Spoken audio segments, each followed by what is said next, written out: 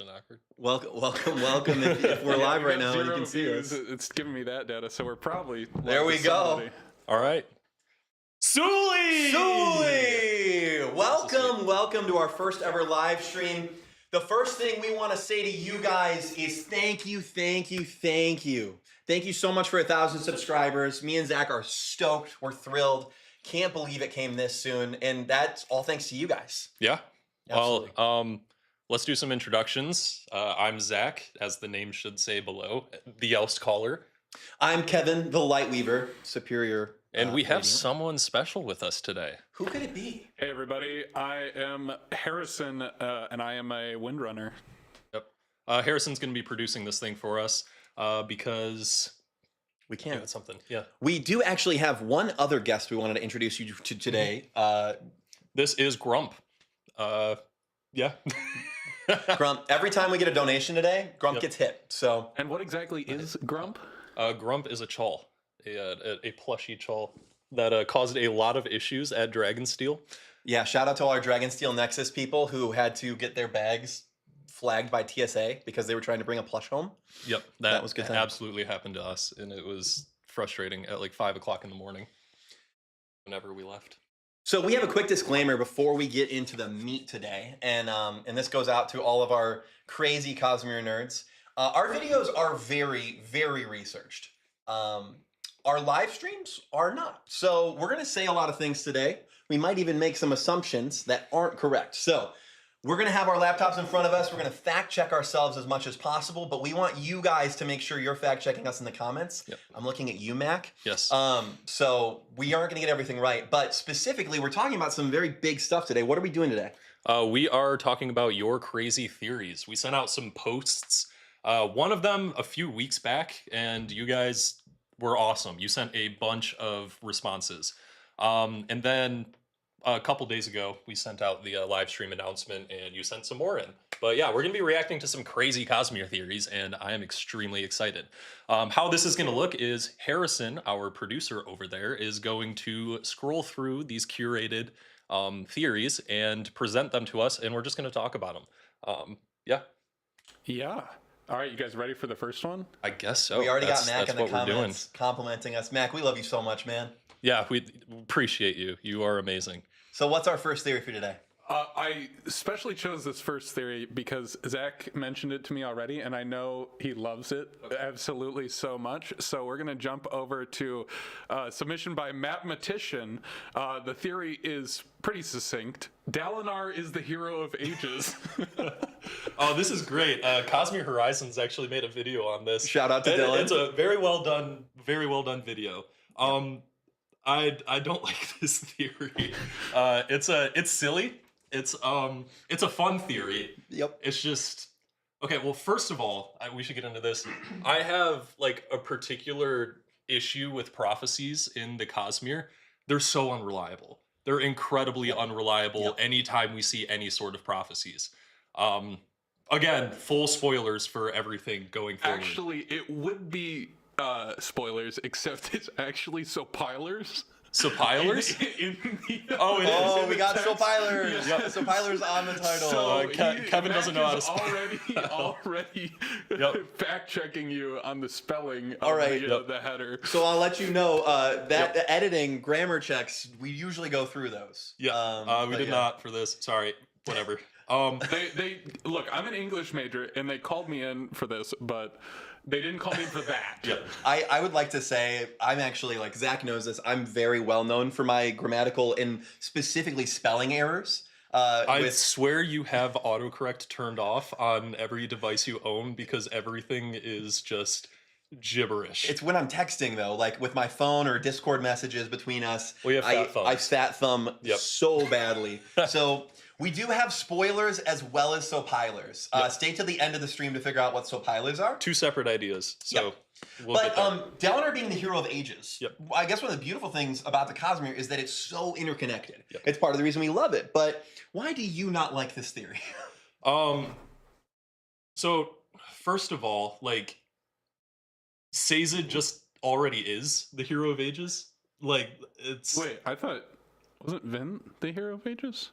No, it ended up I'm Harrison. joking, I I'm know. joking. Yeah. Oh, okay, It was, unfortunately. it says it's already the hero of ages, and like I get it. It's like, well, what if it was someone else? But I mean, it's already been done, right? Like Yeah. that was the whole plot of a book already, and then it was resolved. I don't see a reason to go and revisit that prophecy to fit somebody else whose arc is already over. Well, Remind me, who's responsible for that actual prophecy? Like, who wrote that into metal? the Do we person, know? Mac, help us out with that. Wasn't it? who wrote the prophecy into the metal about the hero of ages? That wasn't Because Ruin changed it right. Yes, yeah. after the fact. A Or he long time couldn't- ago. He couldn't changed it to change make Alendi the metal. He could yeah, change the rubbings. Yeah, he changed it for Alendi, I believe, and then he changed it again to fit Vin. And it was, I mean, I don't even think we know what the original prophecy is. Yeah, I can't remember. I feel like maybe near the end of the book we get the actual final prophecy, but again, there's so much confusion. Anything in world, like we don't even know at that point what's right and what's wrong. We just know most of it is ruin changed at that point. And yes, Mac, we are on the same page. Yeah, I don't like prophecies. Not in the Cosmere. It's just, what do you do with them, right? Yeah, we like theories, not prophecies. But yeah, no, I mean, I think it's interesting. Yeah, maybe the Blackthorn, right? Maybe the Blackthorn becomes the Is hero the of ages. Blackthorn the hero of ages? Because the Blackthorn and Dalinar are different. We had Now they are. Well, now they are exactly. Yeah, but the Blackthorn. Spoiler warning. Spoiler warning for that. But the Blackthorn is the cognitive construct of what Dalinar used to be, right? So the Dalinar that died, we had this conversation in the comments of our Unmade video. Actually, yeah, that's a controversial one, and that we may get to that with some theories. Oh, okay, in the cool. future. Yeah, I don't know. But some later. on. Maybe, I don't know. I don't know what theories we got in the tank. But at this point, I hoping think we that can move somebody on write that from the down. hero of yeah, no, ages. Dalinar is not the hero of ages. Yep. Fact check me. From whatever. Just let's move on. There's right. so many theories. Well, Mac is here. Yep. So let's grab one of his. I mean, everybody else, like there are literally hundreds of people that submitted thousands of theories, but you know, his that's handful accurate. were solid. You know, so let's throw him a bone. Yeah. Totally joking, Mac. Yeah. So the next theory, I'm just pulling them out. Oh, in Max no says we got it particular- exactly right. Yeah, okay, perfect. so thank you. In That no is- particular order, of course. He says, and I am a physical book reader, or I have been for most of this, so forgive any name mispronunciations. But Ba'ado Mishram will one day bond someone, making the first Bondsmith. Since she can't grant Honor's truest surge, cohesion, she will grant Adhesion. tension. This says is cohesion. Okay. She will grant tension and divination, the surge of fortune. What Relaine and Renarin do. Interesting. So if- Let me know if you need me to run back through any of that. No, yeah, we got it on screen. So interesting thing about Ba'ado Mishram, we do have a theory about Ba'ado Mishram being a Bondsmiths bren. Wind and Truth kind of throws a lot of that out the wheelhouse, but I think there's like she is the Unmade of bonds and creating those bonds with the Yeah, so Yeah. I guess I don't remember exactly, but she wasn't able to give these singers forms of power until she granted the power from the Well of Control. right. Before Audience that, we perpendicular. see her being able to use we also see her being able to use the Surge of Progression. She goes through and she heals the Parshendi armies, but she refuses to heal the humans. Right. She weeps for them, sings for them, because she, at least before, had a love for the humans, or at least a fondness for the humans, which is what prompted her to want to find peace in the first place, 100%. right? Because Ba'ado Mishram is by any means like not just full blown evil, Right. But yeah, as far as creating those bonds, is that something we know she could have done before she got the power at the well, at least on a small level? I don't know if that was shown. Right. Yeah, that's interesting. The other part of this, could you read the second part about the true surges? Yeah, if I can find it. Because I think there was a little bit of an I'm not sure Mhm. if I agree with that. So Mac did correct himself in the chat Oh, that Mac's a the legend. surge was Whatever. adhesion. He said since she can't grant Honor's truest surge, she will grant Tension and Divination, the surge of fortune, what R'lain and Renarin can do. Interesting. That is very interesting because we already, I mean, we technically see Ja Anat already granting that specific surge, if you want to call it, Yeah, I see via what the he's saying. corrupted spren. That's really interesting. I don't know. I still don't know how fortune fits in with all of the spren bonding things with the Nahel bond. Yeah. We barely see any like what it looks like to progress within a void spren bond. Or not void spren, sorry, corrupted enlightened spren bond. True spren, yeah. Yeah, no, I really hope we get more of that and what really makes those bonds different and how you progress in your oaths with those bonds. Yeah. I really like the idea of taking fortune and making it one of the surges. We were actually right before the stream talking about the 10 base surges of Roshar, and it is really weird that we see so much use of fortune on Roshar, right? Ja not giving it. We see, obviously there's Hoyd having access to fortune in some way. And yet it's not one of the base surges. And if this is Adonalsium's perfect system, why isn't that? So your idea, Mac, of fortune even being one of those surges that Mishram could grant access to, it's interesting. Yeah. Yeah.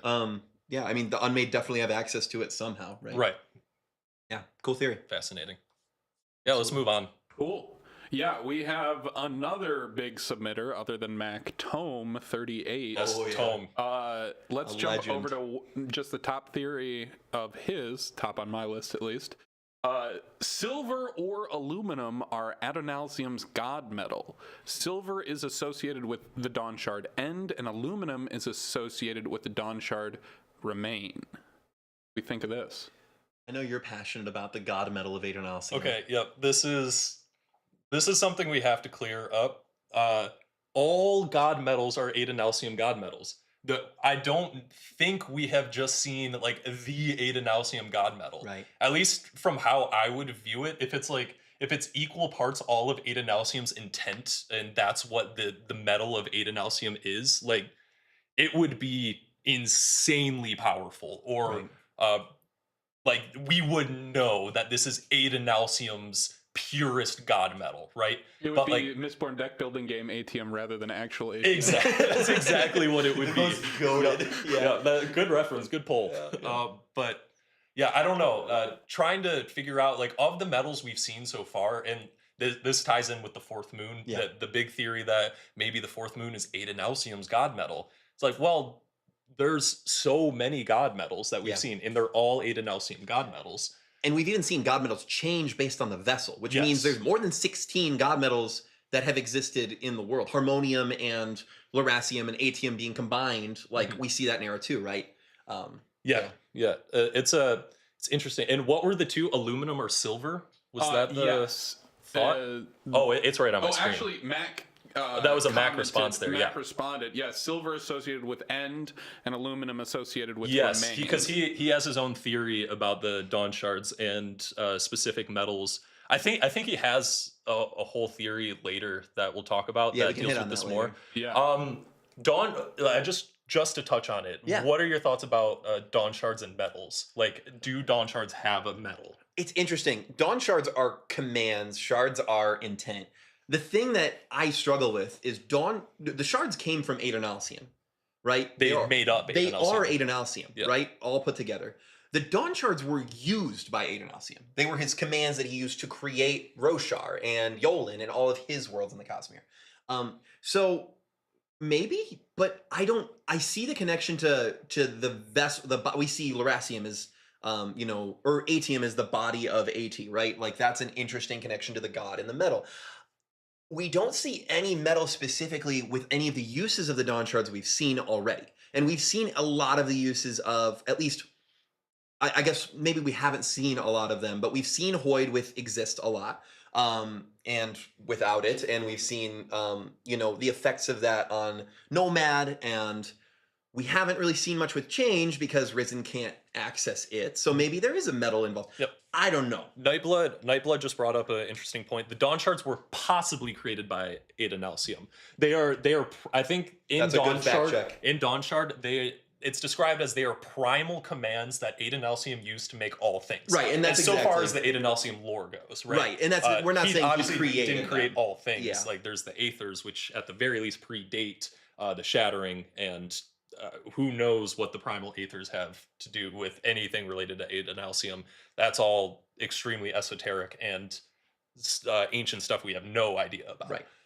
But yeah, the Dawnshards could predate Adonalsium. Maybe he created the Dawnshards. We don't know. It's all lore and speculation. I do have, and I've got the table right here. I do have one issue, right, with this theory. If we're looking at the metals specifically, we've got aluminum and silver. So aluminum is one of the 16 basic metals in Laris's system of investiture, right? In preservation system. Which might suggest that Adonalsium, or at least the shards of Adonalsium, have the ability to create the aluminum metal, right? Right, 100%. But silver is not within that system of magic. Yep. Which is interesting. So, if you've seen our Dawnshard video theory, there's been a lot of extrapolation of that. Like, maybe the specific Dawnshard that pulled each shard, again, if you disagree with it, we know, we've heard. But the specific Dawnshard that pulled each shard out of Adonalsium, maybe that's why aluminum is within preservation's system, because preservation was pulled by, what did Max say aluminum was? It was the Dawnshard of exist. Remain. Yeah. Remain. So yeah. Maybe there's a connection there, but it almost discredits this theory to me a little bit that one of those two metals is within the basic metals. Yeah. I would think another Dawnshard one seems to be completely unrelated to really anything Adonalsium's investiture. Right. And I wouldn't think that Adonalsium's god metal is one of them would be in Laris's system and the other wouldn't. I don't know. That's just, again, my take on it. I see Max with a clarifying comment. Yeah, this is extremely speculative. Hey, we love speculation. Please. That's half our channel. I definitely agree that we've never seen a metal clearly associated with the two Dawnshards we know of. I am speculating about the existence of the other two. Right. Fair enough. No, 100%. But I will say that we're speculating on the possible identities of these next two Dawnshards, and then going a step further and speculating on them also being associated with a metal, which is I know you have a whole theory, and we're probably butchering your theory, Mac, and I'm so sorry. We're idiots on the internet. We're having fun. Absolutely. Yeah, Mac just brought up an interesting point about how no arcana can impact aluminum except for the investiture of preservation, and the power of preservation can destroy a metal nothing else can affect. And he ends with ellipses like 3 times in that comment. That is excellent. It's terrifying and beautiful. I imagine Ominous. him like steepling his fingers. This is Mac. That is a good point, though. I mean, preservation, the god of preserving things, can destroy an elementic or just investiture inert metal. Hey, interesting. Vin was able to yeet herself into the god of destruction while bearing the vessel of preservation, which was a fun scene. Yeah. Fallon the Threnodite, which first let me say I'm so sorry about all your people have gone through. Adonalsium will remember our plight eventually. Yes. Just occurred to me there are 12 Aethers. Would they align to any Dawnshards? It's divisible by 4. Of course, we don't know all 12, so it's a little crackpot, but hey, just a random thought again. Yeah, and so We love those. we know at the very least the Dawnshards were a tool used at the Shattering. There are whatever names are associated with them. I mean, they all fall under the ancient lore and the traditions that stem from Adonalsium. It's very possible that the Dawnshards are inherently not tied to Adonalsium, but are also tied to the Aethers, and who knows, maybe there's a whole lore that stems from I mean, we know there's a whole lore that stems from the Aethers. We know with 100%. Twin Soul and his people, and we're gonna hopefully get more about that in the future. If Brandon ever writes more about the Aethers, that would be sweet.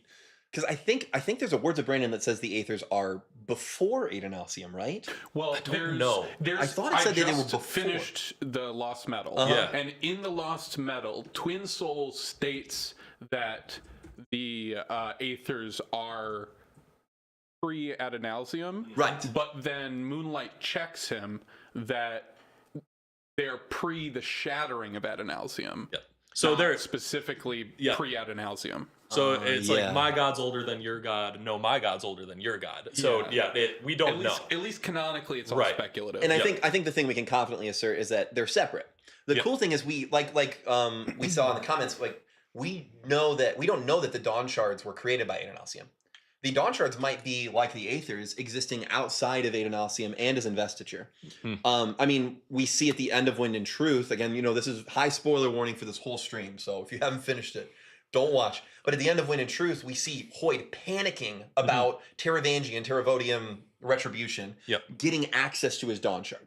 So a shard having access to a Dawnshard is clearly a very bad thing. Yep. But does that mean that they're within Adonalsium's investiture, or that they are even greater than Adonalsium himself? They were used to shatter him, likely, right? So Max says, if Neekly can be believed, one of the Sleepless, the Dawnshards were used by Adonalsium to create the entire Cosmere. Yeah, she says to create all things. So if that's right, Adonalsium and the Dawnshards predate everything. In the same way, if we were to believe Twin Soul, then the Aethers predate Adonalsium. So I think this is bias based off of the culture and histories that these different people have, right? So I don't think we know for sure. There's no scientific in-universe consensus about this. I will give the Sleepless a little bit more credence than Twin Soul, because the Sleepless are the Sleepless, and they have the hive mind and are crazy creepy. Sure. But they're also agree. creations of Adonalsium's investiture. Right. Yeah. And I think, this is also hinting at the greatest problem we have when fact-checking our videos, is that just because it's written down doesn't mean it's true. Right. Unreliable narrators and so on. Let's move on to the next theory. Yeah, this one is from Brandon Wolfsone. Nice. Thank you for sending it in. I think Nightblood started as a chromium hemalurgic spike. I think Vasher combined lots of planets' magic systems to create Nightblood, using 1,000 breaths to awaken a spike and forge it together with other metals and magic with the honor blades as a template. A spike whose metal is involved, per the Coppermind, destroying the investiture of others, as well as abilities with fortune and destiny. This Words of Brandon confirms that some of Ruin's investiture is in Nightblood, and they have it quoted. Does Nightblood contain any of Ruin's investiture? Like, not Atium, but... Real quick, producer, could you throw it on the screen? Yeah, sorry. You're all right. Let me jump that up there so everybody can read along. Yeah, this is a long one. This is a long one. Yeah. So, yeah, hemalurgic spike, lots of magic systems. Contains the investiture of Ruin, yet Brandon responds, yes, technically, and I'm not wiggling around that, because technically location in the Cosmere and who belongs to what gets really weird, right? Because Ruin's investiture is everywhere, but I'm not talking that way, I'm talking the way you actually meet. So confirmed, my brain hurts. There is Ruin's investiture, Yeah. or at least where's the Brandon? No, which so is, yeah.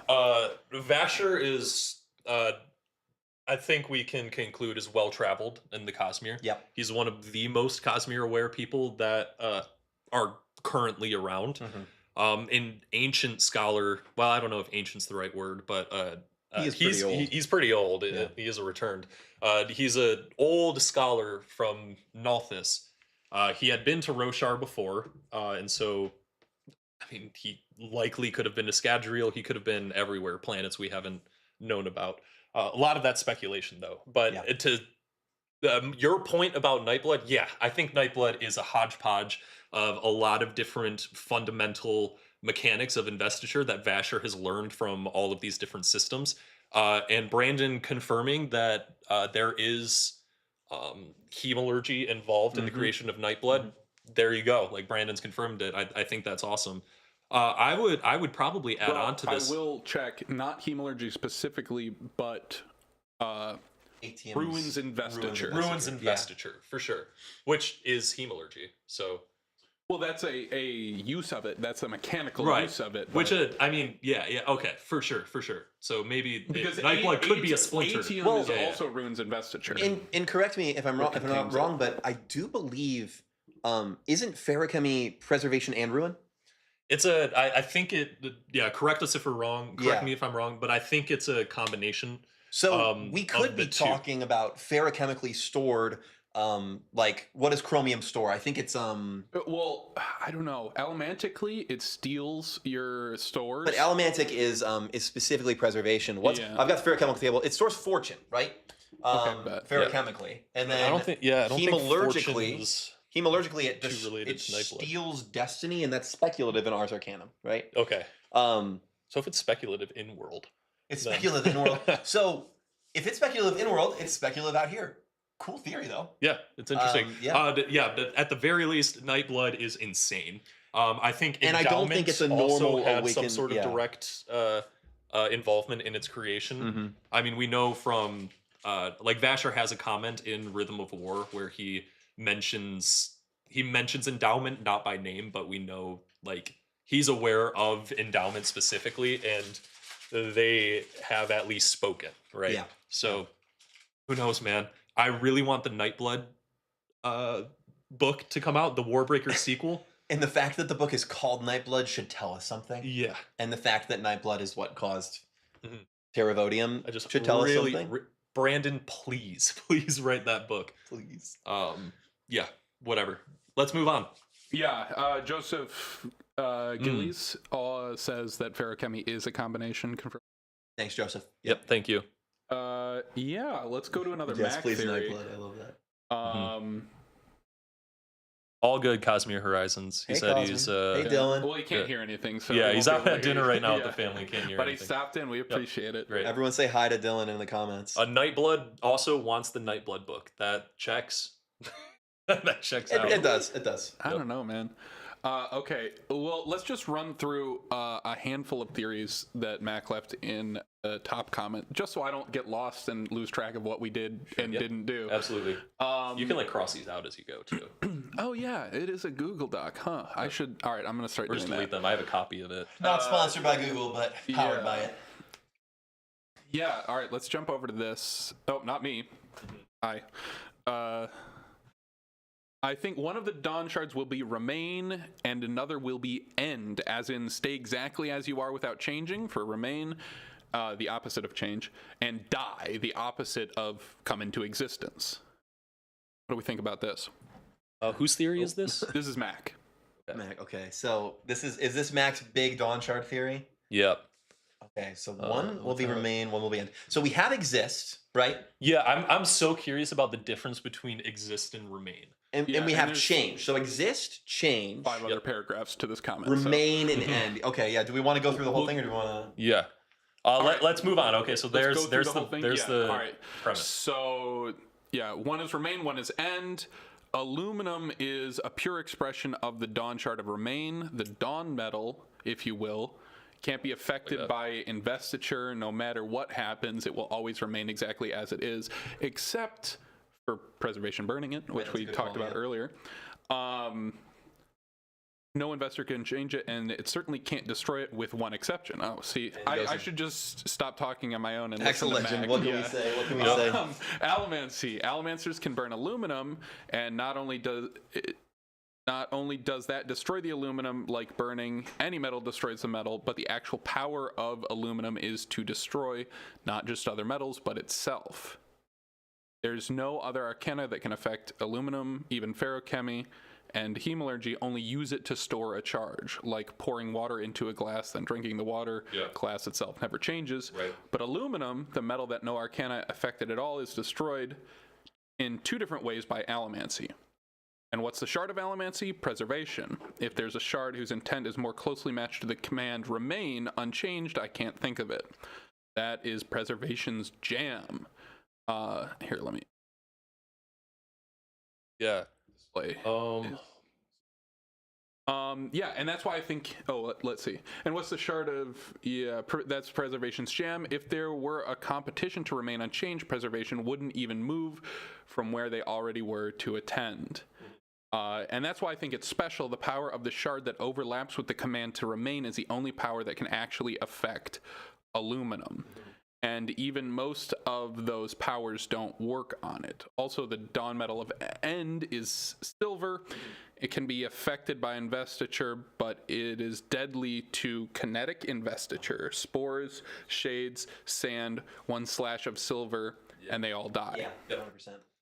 Mac, uh, could you really briefly in the comments explain what remain is? I'm having trouble separating remain from exist because to me that feels like uh, Yeah. a very overlapping intent. And let's go through what we pose exist is, right? Yeah. Because in our Dawnshard video, which is a great video, you should watch it. But in our Dawnshard video, plug, we talk about exist, right? And the Mhm. Dawnshard exist we see in two people. We see it in Hoyd and Nomad. Yep.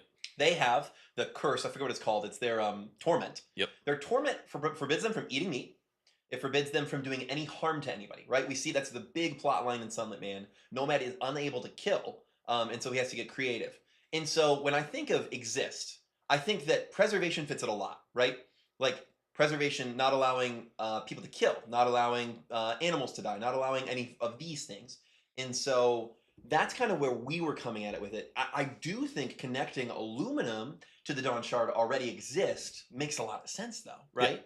But yeah, I don't know. What do you think about that? Do we have Matt, yeah, Mac Yeah. did clarify. yeah. He sees exist as in call to existence, creation, like the command to make something out of nothing. Sure. Yeah, so I was I agree with that. I do think that's a part of the command of exist, but at the same time, the torment just feels so preservation, so right? preservation. It doesn't allow you to cause harm to anything, and it also like essentially makes you immortal. Hoyd can literally just have a single body part placed anywhere, and if the rest of his body is eviscerated, he grows back from that single body part. Yeah. It's like it doesn't allow change. It stops you from aging. Yep.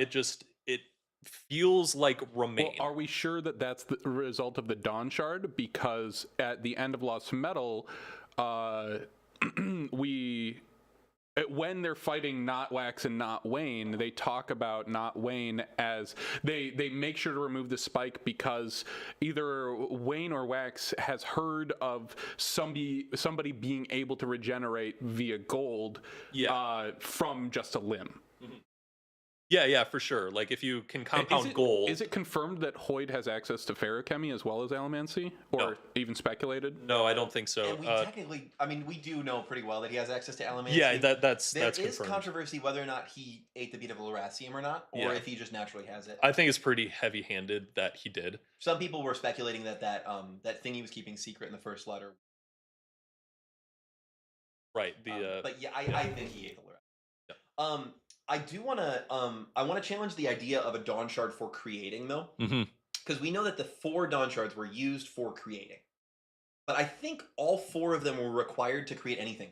The parallel we see that gives me this thought is preservation and ruin, right? Yep. Preservation and ruin together were able to create Scadrial and create humans. Key point.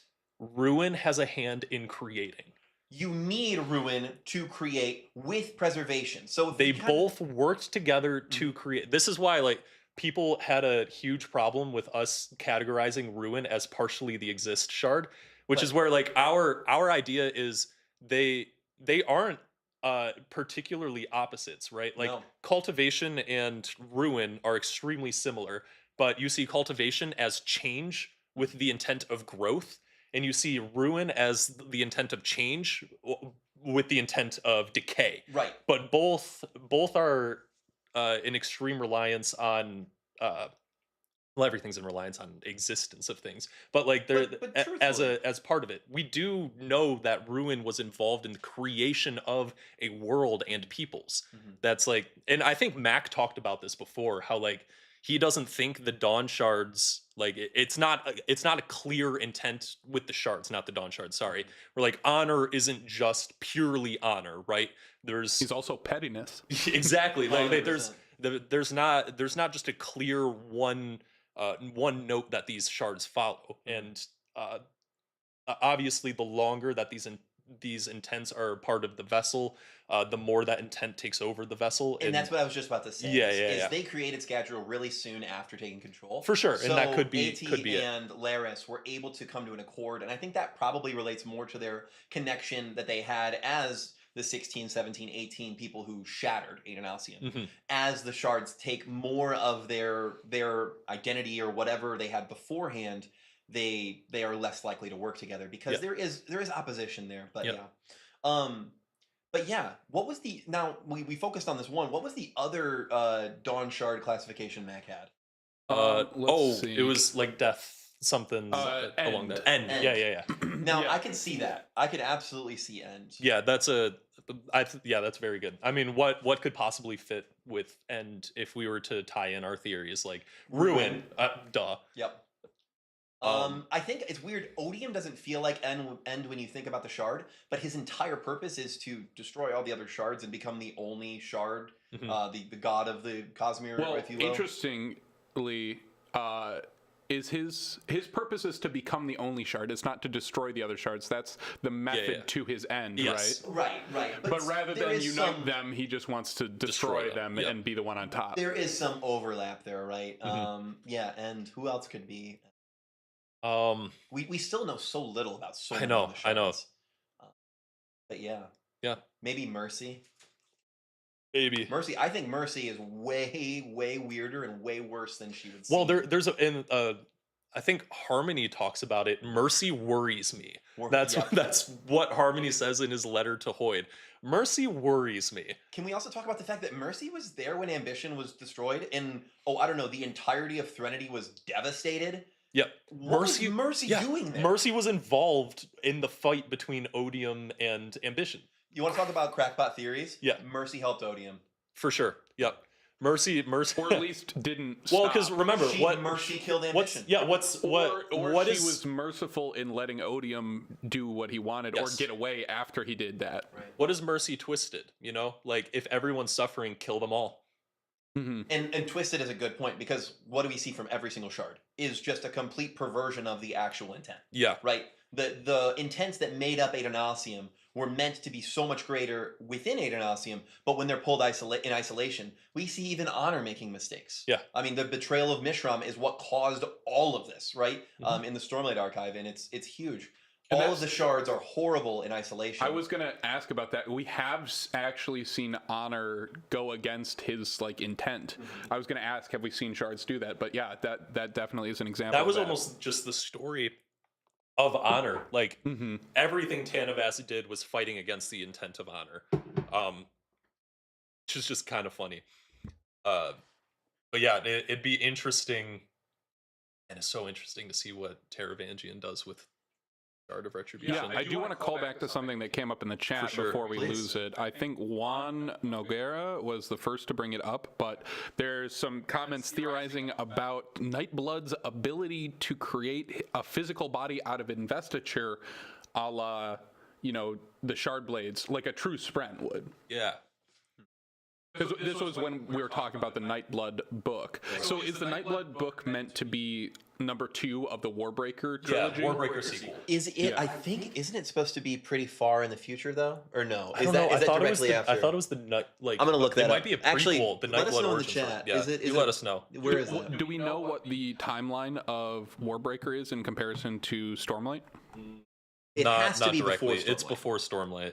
Okay. because we see Nightblood in Stormlight. And we see that Vasher has given up the sword. Yep. And Yeah. Vivenna is like way he's far around. along on Yeah, her yeah, journey. And Vasher's he's gone through a lot clearly. Yep. We actually see Vasher interacting with Gavilar before the prologue, right? So before the prologue 5 and Wind in Truth, we see that he's already been working.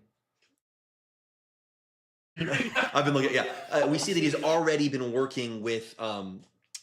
Gavilar and Vasher have been working together to ferry the Voidbringers and the Void Light, anti-Void Light, whatever it is. So Warbreaker has to be before Stormlight. Next theory, I guess.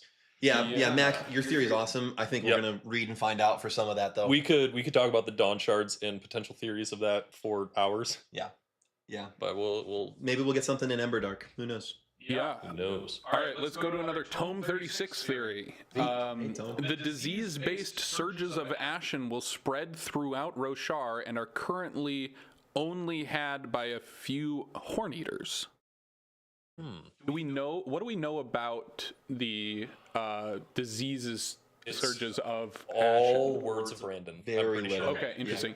Is there mention to it in I don't even know. Wind and Truth that we've seen? No, correct us if we're wrong, but I don't know if there's any in-world talk about the like viral or disease-based investiture of Ashen, of Cultivation's investiture. I'm pretty sure it's all words of Brandon. Yeah, we got the words of Brandon here where Brandon says in 2006, someday I'm going to write my disease magic book. Mhm. I haven't ever figured out how to make it work right, but it'll click together eventually. You can catch magical powers from others. If you want to be able to fly, you can go with someone who's flying, and you'll get disease for a while. So this isn't connecting to Ashen. And then there's another quote here. Shout out to the Coppermind for being everything. Let's see what this Coppermind's one. so clutch. Ad Astra 2017. There's a questioner says, do you have another magic system you haven't written about? And he says, I have a ton. Wow, that's so cool. Would you be able to share a little bit? And he says, well, the most famous one I've talked about before is the diseased. So he's not relating to Ashen here. Maybe he does in another place. Have comments? I got any comments on that? Any connection no. to Ashen? I mean, we see a bit about Cultivation's investiture in her attack on Carbranth. Yeah, I mean, Yeah, that's the Cultivation's assassins that she sent to Cultivation being actually cool for like the first time was pretty sweet. Cultivation actually doing anything useful. Right. Whatsoever. I shouldn't say being cool. She's cool, but she actually did something. Cool. Right. Yeah. Yeah. It's hard to do cool things when you don't do anything. Except for guide Taravangian in his path to being it's all subtle. evil. But like remember, fortune is kind of weird and there are supposedly there were plenty of opportunities for things not to go according to Cultivation's plan. And maybe it did, maybe it didn't. She seemed pretty terrified by the creation of Retribution, but this could have all been part of her plan. I think, and this is where there wasn't something confirmed, but we have a disagreement with, I think Cultivation has the best future sight of all of the shards. Yeah, I read somewhere that I thought Odium had the best future sight, but you think Cultivation has it. They both clearly have some access to fortune. Yeah, right. I think all the shards do. We were just talking about Ja'Nat and her ability to give fortune, and that maybe being a surge in the future. Cool idea, Mac. But yeah, weird. He released a teaser chapter based on Ashen 15 years ago. Oh, that's crazy. I haven't read that. I didn't even know about that. Thanks, Mac. I may have to go and read that. Mac, you are the best. Seriously, walking encyclopedia of Cosmere lore. Thank you. It looks like 2018. We have a Skyward pre-release AMA. The questioner asks, is Ashen still operating on sickness-based magic? Assuming it is, was it the use of investiture on Ashen always sickness-based? And there's another question. But Brandon says Ashen still has that magic, though I've gone in a lot of directions how I want the culture to feel. So I wouldn't consider that canon yet. So that's nothing. There's nothing canon. Nothing's canon. We might never get a book on Ashen. I mean, I know there's been a talk about a book about Ashen. Dylan actually, I think, talked about it in a video recently. Maybe did he? I don't remember. I would have seen it. What? I mean, he's more than a man, but he is still a man. So he's capable of changing his mind about what he wants to do. Maybe we'll see it in Secret Project 14 next year. You know, but at that point. Yeah. Ready for another theory? Sure. Let's move it on. Yeah. This is just a short one. Oh, his newest video. That was Dylan's most recent video. That's what I thought. Which we were extraordinarily busy today. I did not get a chance to sit down and watch it yet. I will watch it soon, Dylan. I got 3 minutes into it. Yeah. Good video. A short one from Molly Thomas. Not much of a theory, but I do think Autonomy is going to be either the final big bad, or at least she will be a long-term antagonist. Thoughts on that? Preach it, brother. Yep. Autonomy is the most interesting shard to me, and yeah, I think she's being clearly set up as at least the big bad of this next arc of the Cosmere. Can we do a roll call on Autonomy? Where have we seen her? Because I don't even know if I know everywhere we've seen Autonomy so far. Yeah. Obviously, so Scadrial. Well, her homeworld is Taldane. Yep. And is that like what makes it her homeworld? Is that when the shards of Adonalsium were scattered, that was the planet she picked, and it was like, this is my. As far as I can tell, that's where Bavadin, the vessel of Autonomy, resides. Because I think there is an element of the vessel always has a form, whether it's in just the spiritual realm or the physical realm, or like Dominion Devotion in the cognitive realm. Yep. But she is within the sun on Taldane, right? Yeah. So she is physically or spiritually there. Yeah, it gets weird. But the Dromonad system. Yep. Dromonad however it's pronounced, system of the First sun. of the Sun. Yep. We know Patji is an avatar of autonomy there. Uh-huh. The entire island, really cool concept. Yep. She was on Scadrial for a long time because Yep. the Trell religion, well, and not Well, like maybe fully, yeah, but the at least the Trell seeds of it were religion there. was there when Sazed was documenting religion. So this is Era 1. This is 100 years or whatever Yeah, before Era and, 2. and before that, And even, before because that it was even. an old religion that had been 300. wiped 300, out. thank you. Yeah. Yep. So Scadrial, People also coming Dromonad, through Nightblood and Mac. Patchy, Bavadin, Trell, Jadeth, Yep. potentially Yep. Voon Makak. Okay, so clarify this for me, Mac. Is Jadeth, because I just read Elantris, is Jadeth the theory to be Reread. Autonomy's avatar, or is it Wern? Because as I was reading it, it made sense to me that Wern was the current avatar of Autonomy, the more like the physical person and manifestation there, and Jadeth was like the deity of the religion, right? And that's why Wern was taking this religion somewhere that completely goes against the ancient teachings of Jadeth. He says, I've heard both. I only heard Wern just today, maybe from you. Oh, okay. Don't take my word for it. But that's kind of what as I was rereading it, I was like, I know Autonomy is screwing with this because we know the branch of Shudareth and Shukisig. Yeah. My thought is Shudareth branched off from the religion because of Autonomy's influence, and you have Wern, the could it current be acting. both? Both. It originated from Dominion, so the religion. I'm pretty sure it was Gotcha. based off of Dominion. There's a lot of Dominion-based ideas from the It's been way too long since I've read yeah, but Elantris. So the Elantris. Shudireth split, I'm pretty sure Elantris. was caused by Autonomy. That's my theory about it. So Vun Makak is an interesting one. Makak, please. No, I'm good with whatever. So yeah, he's a pure lake god on Roshar. I hadn't seen this name before this. When Zeth asks a convict whether someone worked with him, the convict replies that it was Vun Makak. I'm keeping it that way. Interesting. So we know that Autonomy and Odium have a deal, right? Yeah. A non-intervention one. I think it's pretty likely that Autonomy is still is somewhat even planting seeds like we've seen on Scadrial on Roshar, right? It's possible. The only mention we have of Autonomy talking about Roshar was from Patji's letter to Hoyd, where Patji talks about how, like, I have no interest in your world of storms. Yeah.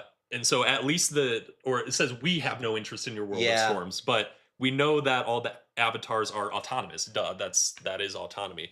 So I don't know. It's possible that Autonomy is messing with Roshar. Says that Vun Makak only because the description of the religion sounds so much like Trell. Trell has a jealous younger brother named Nalt, and Vun Makak has, dang it, now you got me saying it, has a jealous younger brother named Ru Nalik. I am seeing on the Stormlight archive wiki that Vun Makak is the younger brother to Vun Ralik. So Vun Ralik would be the older one. Not that discredits the theory. Minor details. Minor tweak. The other thing we've seen is in the letter from Patji, he talks about another avatar, right? On a world we haven't seen yet? Yeah, on a world we haven't seen yet, who tells Hoyd to go there and, like, basically pass the trials or whatever. Right. If you a want very Autonomy thing, the trials. to gain favor or whatever. That'd be interesting. So we don't see it necessarily, we don't see Autonomy on Threnody. But yeah, sorry, but it's not outside of the realm of possibility that Autonomy has a long time ago planted these religious seeds on all of these different worlds to take control in the future. Yeah. And it's starting to happen on all of the planets. Yeah. It gives me the Guardians of the Galaxy 2, planting the seed, right? Yeah. What? Max says, a problem with having an author as pure as Brandon. He'll name someone Macaque because he'd never considered how it sounds. Brandon does like writing about Makak. Anyway. Yeah, so Good one, Meg. it's interesting because as we talk about this, I think I love stories, and I come at the books with a little bit more of a narrative tilt sometimes, and as a character, Autonomy seems way scarier than Taravangian, even though Taravangian is known schemer number one. Obviously he's a baby shard, right? He's only been a shard for less than a year. Yeah, I mean, right? we see him as a child. Well, he's only been a shard for 10 days, or no, not just the 10 days, but he's so new at this, and he's so focused on Roshar, Yeah. right? And he obviously has plans concerning everything else, but he was so Right. focused on getting Roshar ready, whereas Autonomy has been doing that for a long time Yep. and consolidating power, and not only just power through influence, but also cultivating technology. Yep. Yeah. Very Autonomy's interesting. scary. I mean, do we have a working theory on what the soldiers of Red and Gold actually are? Good question. That is a good question. From Lost Metal. What are they? They look like robots. They seem like robots because it looks like they're made of metal with red glowing eyes. Yeah, yeah, absolutely. It's I mean, at this point in the Cosmere, we know there are planets that are super technologically advanced. 100%. Darkside, White Sand spoilers, Darkside has guns, and it's arguably the earliest story in the Cosmere. We Autonomy believe it to be, yeah. is technologically advanced. So we don't know at this point what Autonomy's capable of.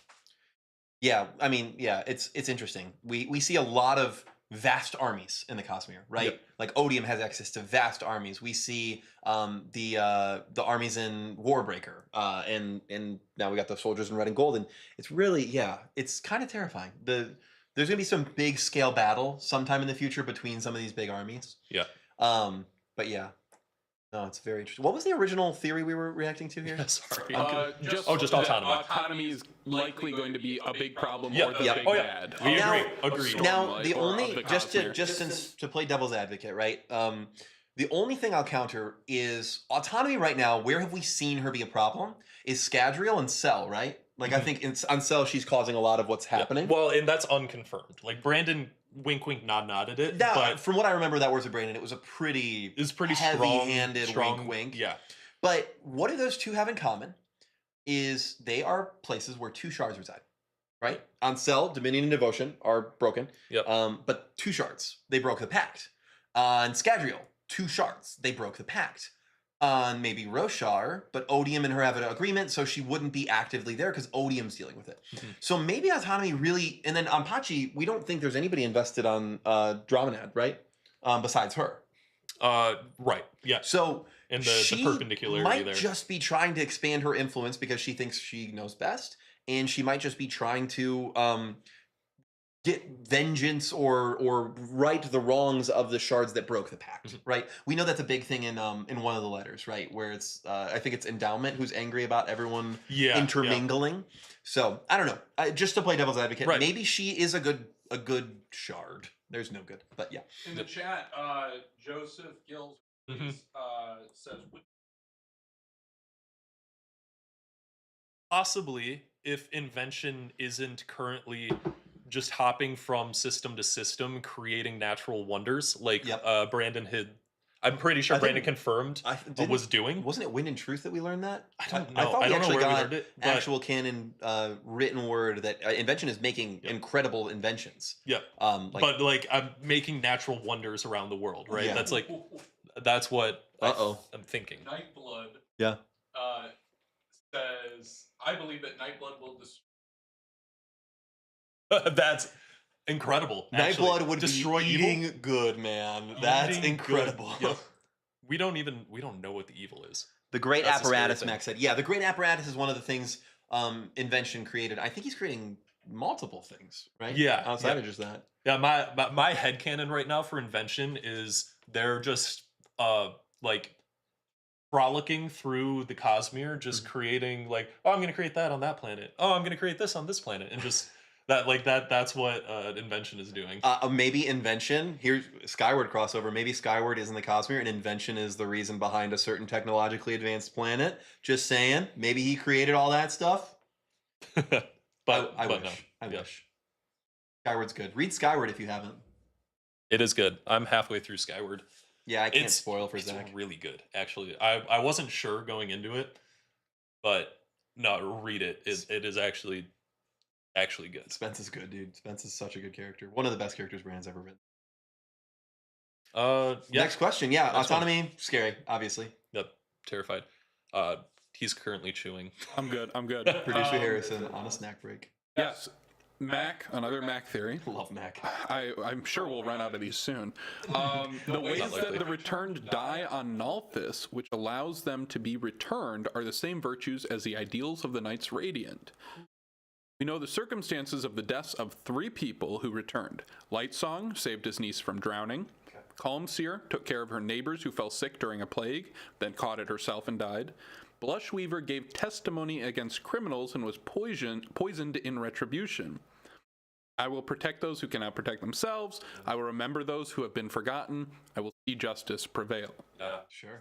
I think that the 10 virtues of the knights aren't just random. I think we'll eventually discover that there are 10, or maybe 16, underlying virtues with realmatic significance. I really like that theory. That's 10 of them form the ideals of the Knights Radiant. Some number, maybe 5 of them, apply on Nalthis.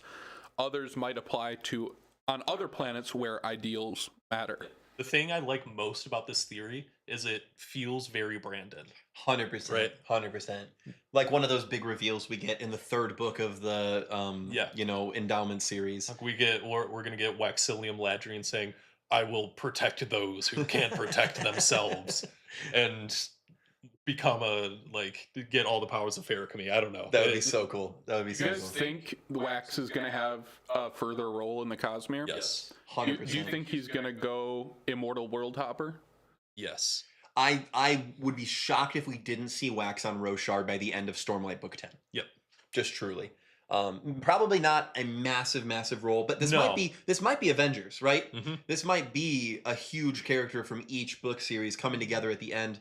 Because is it Ghostbloods, or sorry, not Mistborn 4, or is it Stormlight Era 2 that ends his planned works for the Cosmere? I can't remember. I think Mistborn. Mistborn's supposed to conclude the Cosmere. So that's where I'd expect to see that Avengers Assemble moment where we get Wax, we get Chris, we get Kaladin and Kelsier and all these heroes or massive characters, right? Yeah. I back to the theory though. No, I mean, I think we see so much interplay in the magics of the Cosmere, and I think that's why some book series don't fit in the Cosmere, because Brandon is writing these magic systems not just to be good, but to connect to each other with the basic manipulation of the Axii, right? I think that's a huge thing. Sigil and Vasher better be there. Yeah. Agreed. Art back to you, MacMay. Yep. Yeah. It's interesting. As Mistborn 5. Okay, thanks. I remember that Honor or Tanabas listed a bunch of numbers of power when discussing the Oath Pact. Was 5 one of those numbers? Because I remember like 16, 12 Aethers, 10, 1. Was 5 in there? I don't know if 5 is considered. Isn't that like considered unholy in Vorn religion because it's not easily divisible or something like that? It might not be 5, but I thought there was 9. It might just be 9. That's the unholy number. Because that's right? how many Unmade there are, right? I know 4 is just clearly important in Adonalsium's worlds. Yeah. Yeah. No, you guys can let us know in the comments if that was one of those numbers, but yep. Yeah, I think the even numbers and then 1, obviously, for 1 Adonalsium. All right. Ready for another, well, it's less of a tome comment and a tome discourse. Yeah. Oh. Shallan will return to the physical realm by finding the Well of Control, or whatever it's called now that he's Retribution, or being told of its existence by the listeners via Yasna. Max says, I don't think she will. I do think she will. I do think she will, though how will Yasna talk to the listeners? Home responds, Seons. Once Shallan and Adolin are done with their chats, then they can send Olo to the Shattered Plains to have a chat also. Don't span reads still work? Not via Stormlight, right? Do they work via I think they Warlight? very specifically said span reads do not work. Yeah, or at least they Yeah. weren't working. Or maybe they can work with Retribution's light, but only those ones. Which is about what Max said. Can you put it on the screen? Oh, for yes, us? I will do that. Thank you, Sorry. producer. I'm so good at this. It's my first time. So we have initial theory. Max says, without Stormlight, I doubt it. Warlight for the listeners and Towerlight for the Radiance wasn't. It proved this stuff worked in Rhythm of War. They got span reads to work with Voidlight, specifically with Corrupted Spren. I actually think Retribution is providing Voidlight to the listeners. Venli used a ton of his light to make the cave down to the Well of Control, and when it refills, she hears the rhythm coming from it, and her reaction suggests that this is the first time she's ever heard the Rhythm of War. If she'd used bromes and bromes of it to carve a tunnel hundreds of feet down, wouldn't she be immediately familiar with the rhythm now? Intimately. Yeah, intimately. So even if the listeners have a span read matched or a Thiru, which we don't know if they do, they might need to enlighten their half of the Spren, and who knows. Yeah, I think, okay, so at the end of the day, I think it's going to be very difficult for Shallan to return. I think that's part of the whole thing with Shallan getting cut off. It's not going to be she can just immediately jump back, right? Like, I think it might be possible that this is where Yasna is going to have to really figure out how to properly create Else Gates. I don't know. Yasna is in a bad place at this point. Which is where we usually see words spoken, right? That's usually where we see new ideals hit. I think I'm with you with. I think it's supposed to be a big thing for Shallan. Unfortunately, I'm also coming out of Wind and Truth right now, which again, we love Wind and Truth, but we have a whole video on the contract. Yeah, the contract was this big cliffhanger we were left with, and we were really excited. And then in chapter 1 or chapter 2, it was completely explained. It was underwhelming. At least day one. Day one, right. Yeah. No, sorry, not chapter, you're right. But in the first section of the book, it was super disappointing. And it wasn't really like this big aha moment like we're kind of expecting with this Shallan thing, right? We find out that Shallan is likely pregnant with a baby Colin. Yeah. And that's going to be a big tension. And we're really excited to see what it could look like, her running around, lasting integrity, and all these different Spren cities in the midst of the Spren being at war, possibly, and the true Spren versus the normal Spren versus the new whatever they're called. All the Spren We politics. got Retribution going to be probably making new Spren or still trying to eliminate all Spren. So that could be really cool. Unfortunately, I don't believe that is necessarily guaranteed to happen. Yeah, because it could be book 1.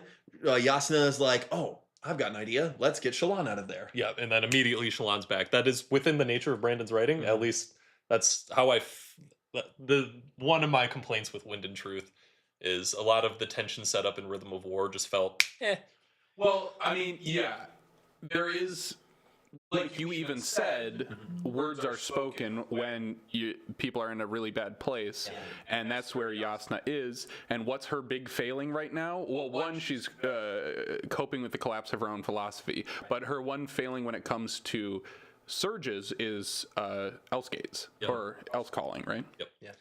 Well, and do we know? She's a 4th ideal Else caller right now. Is she going to be able to swear the 5th ideal with Retribution? We'll see. We don't know what the 5th ideal is, I think. But are new ideals even able to be sworn? Great question. Yeah. What does that look like? What does progressing in true Spren bonds look like with Retribution and Control? It might be more likely that they wrangle Daigon Arthas up and open an Else Gate that way, right? Yeah, that's a good point. Yeah, so if Else Gates can even be used in the same way to go through Shadesmar and stuff, right? Yeah. I guess we've really only seen Else Gates transport from the physical realm to the physical realm. Oh, you should, before it happens, prep them about the inevitable death of our camera battery. Oh, yeah. Eventually, the camera battery is going to die, and we're going to switch to Producer Harrison for exactly 15 seconds and see how fast he can switch it. Max says, I'm very sad to say that I can absolutely see that happening. The end of Words of Radiance, the Everstorm seemed like a huge deal, and then it was just like, it was nothing. You know? Yeah, that is one of the frustrating things with like Brandon's very good at hyping things up and building tension, and then he doesn't always pay off on it in the most satisfying ways. I feel like the rising action sometimes gets very like chaotic. Yeah. And we add in these big twists early in stories to get us our attention. and it works with the beginning of the story. Like at the beginning of Way of Kings, we see, you know, Kaladin, this huge, awesome captain or you know, whatever, leader of his company, and we're like, this is a great guy, and then he gets thrown into the pits of despair, becomes a slave, all of this. That captures our attention, and it's beautiful. It's why Way of the Kings is such a good book. Then we get to these middle books, and that's where we start to struggle, right? I mean, the first book and the last book of the series are usually our favorites, but that maybe didn't pan out for Wind and Truth. But yeah. But all that to say, I do think it's very likely that the way out for Shallan would be the Well of Control. Yeah. Joseph makes a comment. Maybe the 3 original Great Spren will start accepting oaths. Well, we think there's 4, but watch that video, Fourth Moon. Yeah, for sure. I mean, if the Wind can remake the Oath Pact, then why not be able to take oaths again? Yeah. You know? I mean, yeah. We also see Kusasesh open Honor's Perpendicularity and shepherd the Iriali. Yeah. Maybe Kusasesh is still yeah, around. Remember we don't know restraints. The restraints imposed on the Radiant Orders or whatever were an agreement between Cultivation, Honor, and Odium. That's out the window now. Yeah, when we very specifically know when Cultivation left, that agreement is gone. Yeah. So it's anybody's game. I don't know if Kusasesh went to Scadrial, right? With the Iriali? I mean, it's not clear if Kusasesh went with them. Right. It's not made clear in the text. He guided them on the next journey. At the very least, created the perpendicularities and said, "I am to be your guide on this on your 5th journey." Is that it? No, not 5th. I think it says next. Yeah. Whatever it is, 3rd or the 4th. Yeah. But we don't specifically see Kusakesh in the cognitive realm when Sigil meets up with the Iriali. Yeah. But and who knows? He seems very of Roshar. That's what I think. That's but what I think. Who knows? Who knows? A lot of water on Roshar. Yep. A lot of water. Yeah, I did want to catch something I remembered in the chat earlier.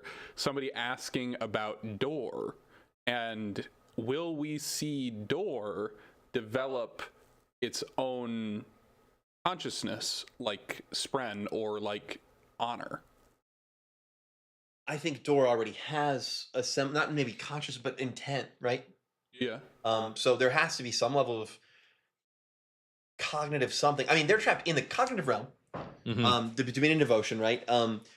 We do see Door in the Sunlit Man, one of the more later works, and we see refined Door. Yeah, and So even still around. even the Irie were able to collect Door. So it's still around by the later half. We don't know when these works fall in relation to Mistborn 4 and 3 and 5, but they're currently some of the latest works. Yeah.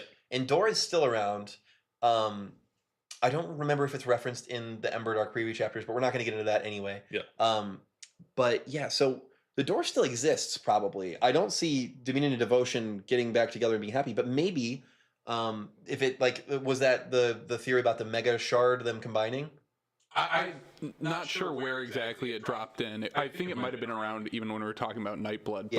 But this idea of like, well, it might have intent, but just because it has intent doesn't mean it has sentience, right? Because it was only after Honor was separated from a vessel for so long that it started to gain its own sentience, like the Spren have. Well, and I think we're getting a little bit into that Mishram theory, right? Where or not theory, but we hear that Mishram could take on Odium.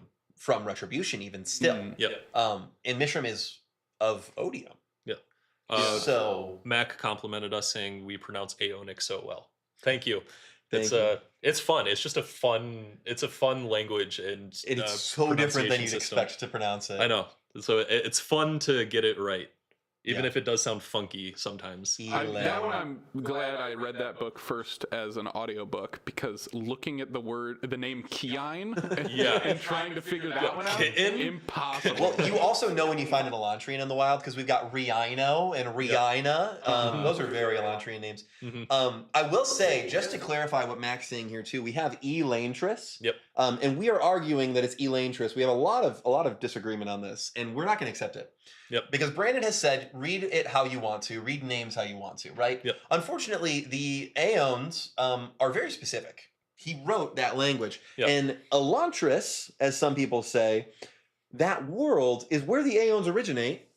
Aeon Ele is the beginning of the word Elantris. So I'm gonna cut them off. we're over here on producer Harrison, and we're not gonna go back until they start talking sense, because I have a very good argument as for why it should be Elantris, because Elantris sounds gross.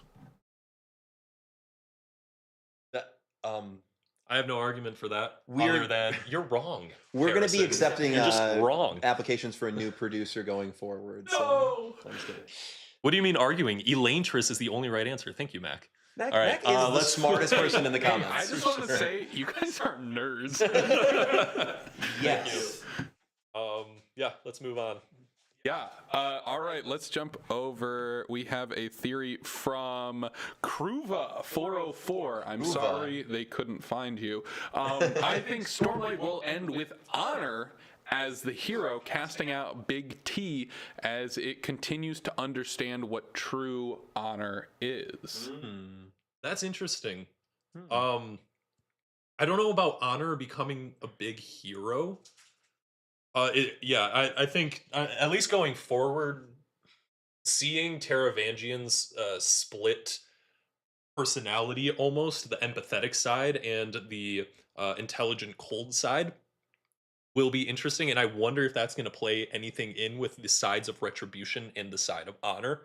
That would be interesting.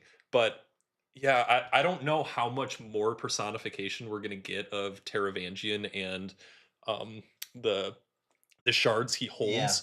I feel like Taravangian is finally going to take a bit of a backseat during the second era of Stormlight, Right. while we focus more on the aftermath and the buildup of what we're doing.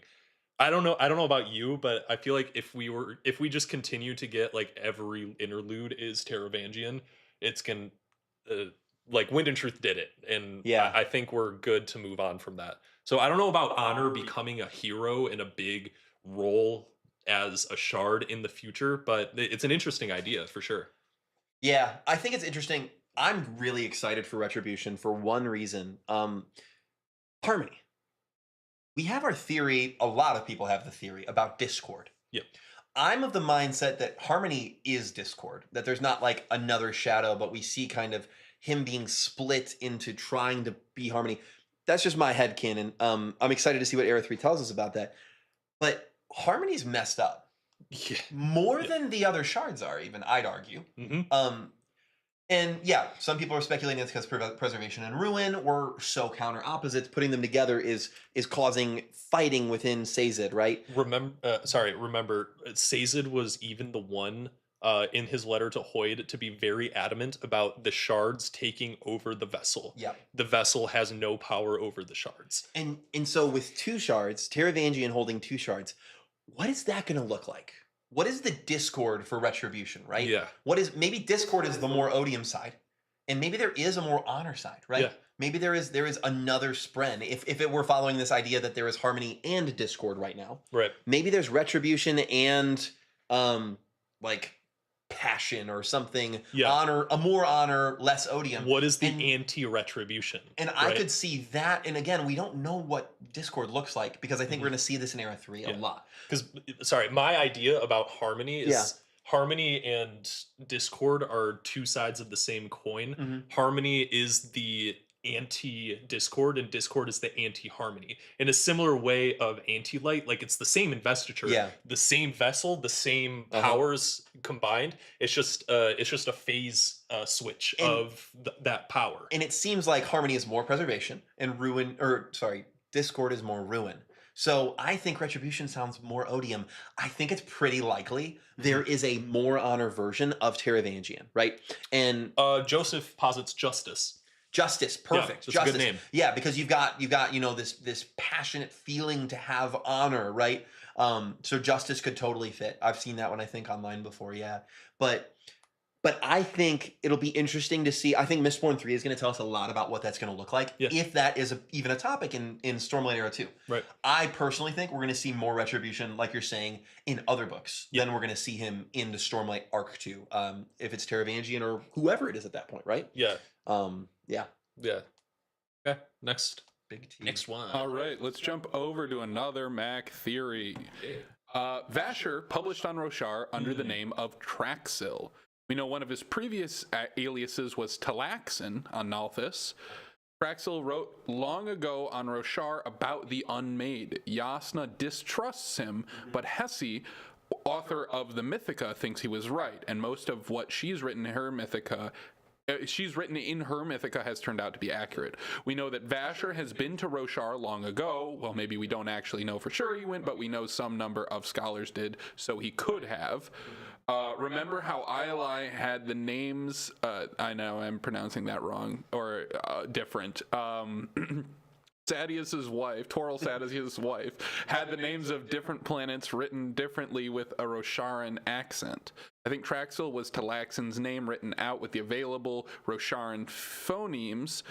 Massive, powerful, invested monsters definitely seems like the sort of thing a Scholar of Awakening could potentially be an expert on. Okay, here's the thing. And I kind of, there's a thread here. I did engage with this idea before. Vasher doesn't change his categorization of invested entities until his second trip to Roshar. Right. And so if he is very familiar with the Unmade and truly understands what these Unmade are as Spren, and powerful sentient Spren, it doesn't make sense to me that he wouldn't have that classification until his second trip to Roshar, when he figures out, oh, there's true Spren, and true Spren weren't even common at that time. And for him to travel to the Shadesmar part of Roshar, possibly having encountered where most of the true Spren are at the time, and it never crossing his mind that these things exist, is kind of strange to me.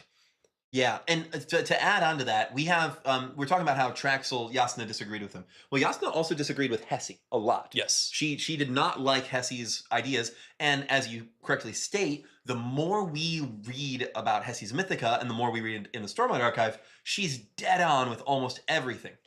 So I think what we're more seeing with that passage about Traxel is, if he's just a Rosharan scholar or whatever he is, I think that Traxel and Hesi both were correct, and we're showing more of Yasna's inability to believe that she's wrong. I think this is more of a character development for her, which is something we kind of see play out, especially in the Elf Scholar story deck story, which we have a video coming about next week. So tune into that. I will also state that Hesi is only dead on in the excerpts that are provided to us from Hesi's Mythica in the books. Correct. So there's way more that she had written about that maybe she's completely off on, and probably is. We were only provided very specific, relevant statements about the Unmade from Brandon. Yep. So yeah, in the epigraphs, right? That's a good call. Cool. All right. Oh, I should unmute my mic. But all right, next theory, another of Zach's favorites.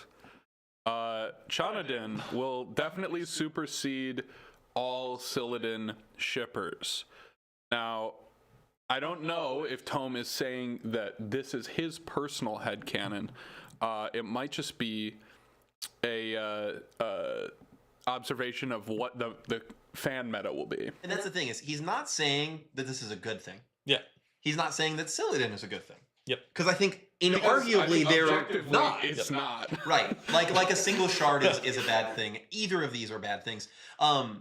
So yeah, I mean, sure. I hate it. I hate everything about it. It's officially in one of our videos now, so that's great. Yeah, that's great. Gonna be recorded forever. Yep. Hate Silladin. Hate Shanadin.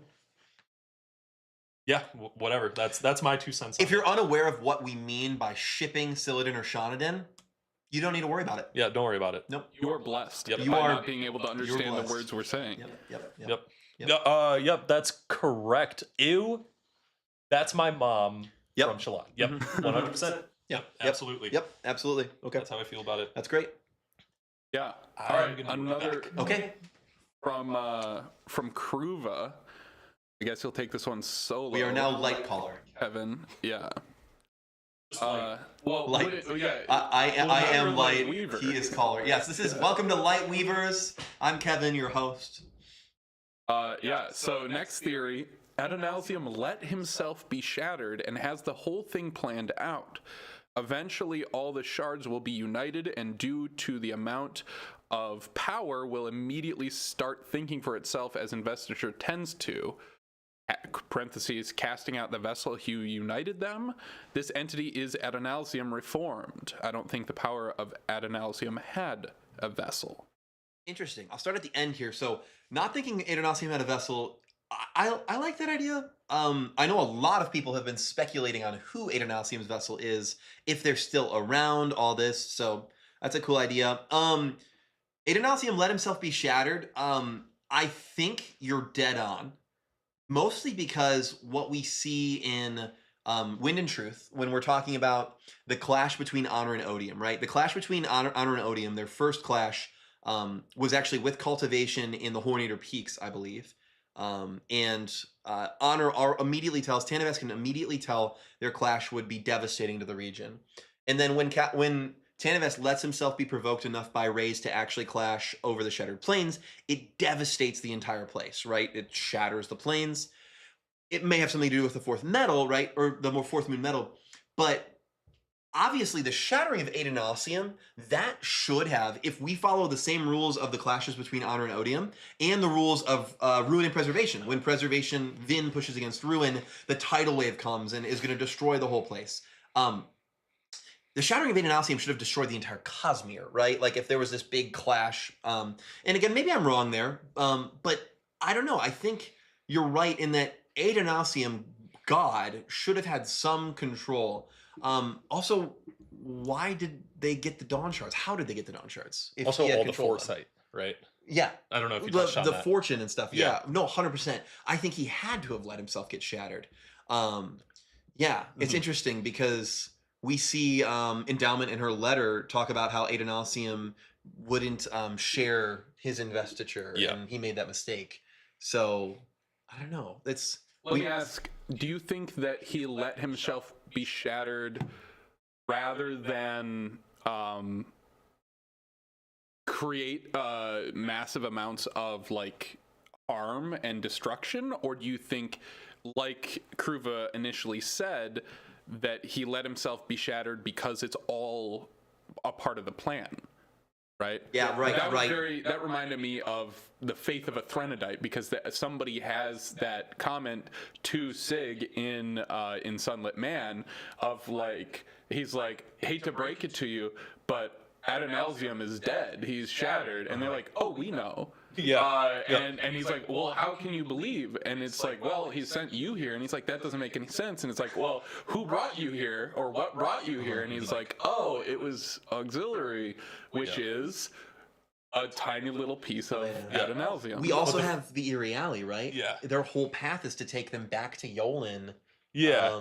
Right? Well, also, the fun thing is, though, if all things are Adonalsium, then of course all things are Adonalsium's plan, right? Like that's part of the thing. We're getting into religion. Yeah, here sorry, a we're little starting bit. to get into religion. Yeah. Let's leave that for Brandon's views. But yeah, no, it's an interesting theory for sure, though. Yeah. I do think we're gonna have a massive reveal, and I think it has to end with something big, like Adonalsium reforming. I'm personally of the camp that that's Hoyd's responsibility. I think he's going to become the vessel of Adonalsium. I think it's way too obvious. He's collecting all the investiture. He's learning how all the shards are failing. He wants to reform Adonalsium and do it right. But that's just my headcanon. Or is he going to sacrifice himself, take all of the investiture, and finally have the power to pass away? I think the camera is dead. Oh no! It said overheating and then it died. So producer Harrison, swap it out. Sweet. Best possible. Let's go. Go. Time him. Go. Because I'm not even there. Yep. So the real one stayed through the temp too high. Yep. Sorry guys. This is what we get. We did not get a dummy battery, and that was our bad for this. Are we back? It says no signal. Hey, there we're back. Okay, good. Perfect. Thank you. It was very temporary. We are so back. Your screen says you're hot. Well, the screen doesn't lie. Thanks, Mac man. You never fail me. Amazing. All right, what's the next theory? All right, in honor of Mac being honor is dead. But I'll see what I can do. You can't say it 3 times. two is enough. All right, let's go. In honor of Mac, let's go back to another Mac theory. You're getting too close to the truth. The Ghostbloods are trying to shut you down. Yes. The Unkalaki were a group of singers who broke off from voidish forces. They couldn't go to the humans because humans see their whole race as enemies, so they went to the Night Watcher to ask for a way to survive. She turned them all half-human, human enough that humans wouldn't kill them. They lost forms and rhythms to gain peace. That's a fascinating theory. Like purely speculation, but I've heard this if we before. if we were to follow this, like obviously we know the Unkalaki are part Parsh, right? They are part singer, right? 100%, 100%. And they worship one of the ancient gods. Right? Yes, the god of the stone. Yep. They are like the only ones. Oh, Here we go. We have a surprise. We have a cake coming. You want me to...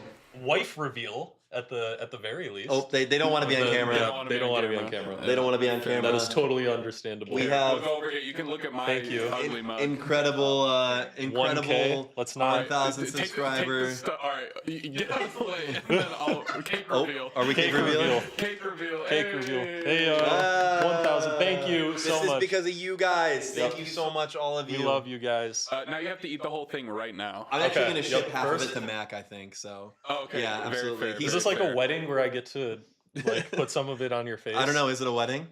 Are we? Okay, our wives said no. So. Okay. All right. I'm not going to cut this here. No. We'll do that later. But No, thank hold it- you. Hold it for another 10 minutes. Okay. No. So back to the Sprint Stone. No, yeah, thank you guys so much. We're gonna eat the cake now. Mhm. Or do you guys want to? Yeah, you can just. Leave Yeah, it that'd be here. great. That's totally Thank you. fine. Thank you. You guys are awesome. Yeah. Thank you guys so much. Yes. 1,000 subscribers. Love you. Now, Zach, clarify. Who are you talking to? I had the screen on me. Were you talking to the viewers or were you talking to your wife? All of you. I love all of you. But I happen to love my wife just a bit more. I love producer Harrison the most. That's a valid take. Maybe a hot take, according to some. Overheating take. Yeah, In fact. that- Overheating, Overheating yes. take. Back to where we were. Yeah, we were talking about the Unkalaki. And the Unkalaki, they worship the ancient sprint of the Sown, right? We know that the Dawn Singers were pretty connected to these ancient Spren, right? Well, they venerate all Spren. Like, Right. They view Syl as a god, right? Like 100%. They love the Spren, and they're able to see the Spren, which is a part of their Singer heritage. I'm pretty sure. Well, they have the audacity to ask the Night Watcher for something. It's their ancient ancestors, so it's very possible true. that something like that happened. Yeah. Again, that part is purely speculation, but I think it's fascinating. And here's the thing, right? The Night Watcher, that's an idea. What if they asked the ancient Spren of the night, right? One of the ancient Spren. Because we know that the Night Watcher kind of took the role of the Spren of the night. We're not sure where the old magic comes into play, but with the idea of old magic, it kind of seems like that might have existed around. It might be a bit old. It might be a bit old. Yeah. So I think this is a dead-on theory, though. Like the idea, I don't know what the transformation may have looked like, or if it's just a generational thing. But, Yeah. But yeah. Or maybe it was Kimorish, who has been mistaken to be the Dust Mother. Night Watcher before. And Kimorish, ironically, the only Unmade we haven't seen anything from except for rumor. What is going on with that? Like- Come on, Brandon. Give me all the Unmade. Give me You can't the- give me eight Unmade. Give me the Bav book. I want another book just about Lift. I know everybody loves Edge Dancer as their #1 book. I want 7 volumes of Edge Dancer. Kevin is 100% trolling. 700,000 words of Hey, Edge I Dancer. like Lift. Lift's awesome. That's fine. Yeah. Edge Dancer is. I think it's got Lift its place. might be ready to be a perspective character now. Yes. Yep. A perspective Well, a major character, perspective yeah, character. of Lift for an entire Cosmere book, but Child Lift might have been too much. But I think she's maturing at least to a point where, like, I mean, she's a fascinating character. She is incredibly interesting, and I'm excited for that. Who are the flashback characters in part 2? Lift, Renarin, Taln, Shalash, and You know this one. Who is it? Oh, I don't an know. Elsecaller? Is it? I think it's like your mommy. You get mommy, weird about her. Yeah, it's Malishi, or no, not Malishi. Ishar. No, it's you're talking about Masha, daughter Masha, Shallan. Masha, daughter Shali. Yeah. No, it's Yasna. Yeah, it's Yasna. Yeah, duh. So We don't know what Lift is going to be a flashback character. Mhm. I think it's pretty likely that in the flashbacks for Lift, we see Kimorish. Yeah. Yeah. Oh, We better. Who's Kimorish? The ninth not- Unmade. Yeah, the what? final Unmade that we haven't seen yet. Do you know about anything it. about Kimorish? They're called the Dust Mother. And And- often confused for the Night Watcher. And the Bav swear by her name. About it. Yep. Dust and Ruin. If you know, you know. Okay. I still can't believe Lift is going to be trained by Zahel. Yeah, that's that's that so is good. amazing. That's so good. That's a very She's good gonna be development. unstoppable. Who is it, Else Color? Mac May, who is it? We don't know. Who is the Else I Color? don't know. Yeah, the Horneater Peaks are near the valley. Let's pull up that Roshar map. I'm He said, curious "Oh on no, wait, I'm way off. It's like a quarter continent away." that. Oh, apparently Mac can pull up maps faster than I can. That's good. Sweet. Yeah, next one. Next one. Boom. All right. Another tome theory. All right, Tom, let's get it. Sorry, let me hide the Chanadin one. Get that out of I here. can't scroll down far enough. Just permanently delete it. All right, here it is. I will permanently delete it. Here we go. All right, this is gone. Tanavest's physical corpse is at the origin of storms. Origin of Storms. I'm hoping that isn't something that Brandon is just going to be like, it was nothing. Like, there's something clearly very interesting about the Origin of Storms. I swear, or I love the idea that it's tied to the fourth ancient Spren. And I think it is. Well, and the biggest connection there, I think, that fourth moon shattered. Yep. And we see some of it in the Shattered Plains. I don't know if you guys know lunar geology, but moons are pretty big. Yeah. There's got to be more of that moon somewhere. Yep. What if a large chunk of the fourth moon's in the Origin of Storms? Well, just by pure math, the majority of it would end up in the oceans. 100%. 100%. Because Roshar is mostly ocean. And if you're not aware, if you've seen the map of Roshar, that is geographically correct. And then behind the map, if you spun the globe, it's all ocean, right? And I think the Origin of Storm is almost perfectly behind Roshar. At least speculated to be. We don't know, right? Max says, I think it's going to be a big misunderstanding. The origin was Yurithiru all along. He's got to be trolling. Yeah, I mean, maybe, but it's the origin of storms, right? And the storms come from the ocean. And right? the high storms don't even... Both the Everstorm and the high Everstorm storm doesn't even hit. They come from the ocean and wash over the coasts, and they meet in the middle where Roshar is. Yeah. So I don't know. I hope we see it. I hope that's where Risen is going to find the origin. Yeah. I mean, the Wander Sail is the name of her ship now, and the Wander Sail the ancient tale was about the people who went to the origin, and found an island of people there. So yeah, I hope so. And will they find Tanavest's body there? It has to be somewhere. Sure. Right? We know what happens when a vessel dies. Their body goes, although did that happen when Tanavest died the first time? And maybe that's where it went the first time. Yeah. Now, maybe the Origin of Storms is where Valor is hiding. Where Valor is hiding? That's a reasonable speculation. I think all of this has to do a little bit with the fourth. Yeah. I think there's metal somewhere else on Roshar. Yeah. It's big, right? Not trolling. In geometry, the center point of rotational symmetry, like the continent of Roshar, is called the origin, and Urithiru is right at the center. Sure, but is it possible that the opposite side of where Urithiru is also well, the if origin? That's the center point of the origin. Wait, hear me out, Mac. The Origin of Storms being directly opposite. What if the Urithiru is the origin of stone?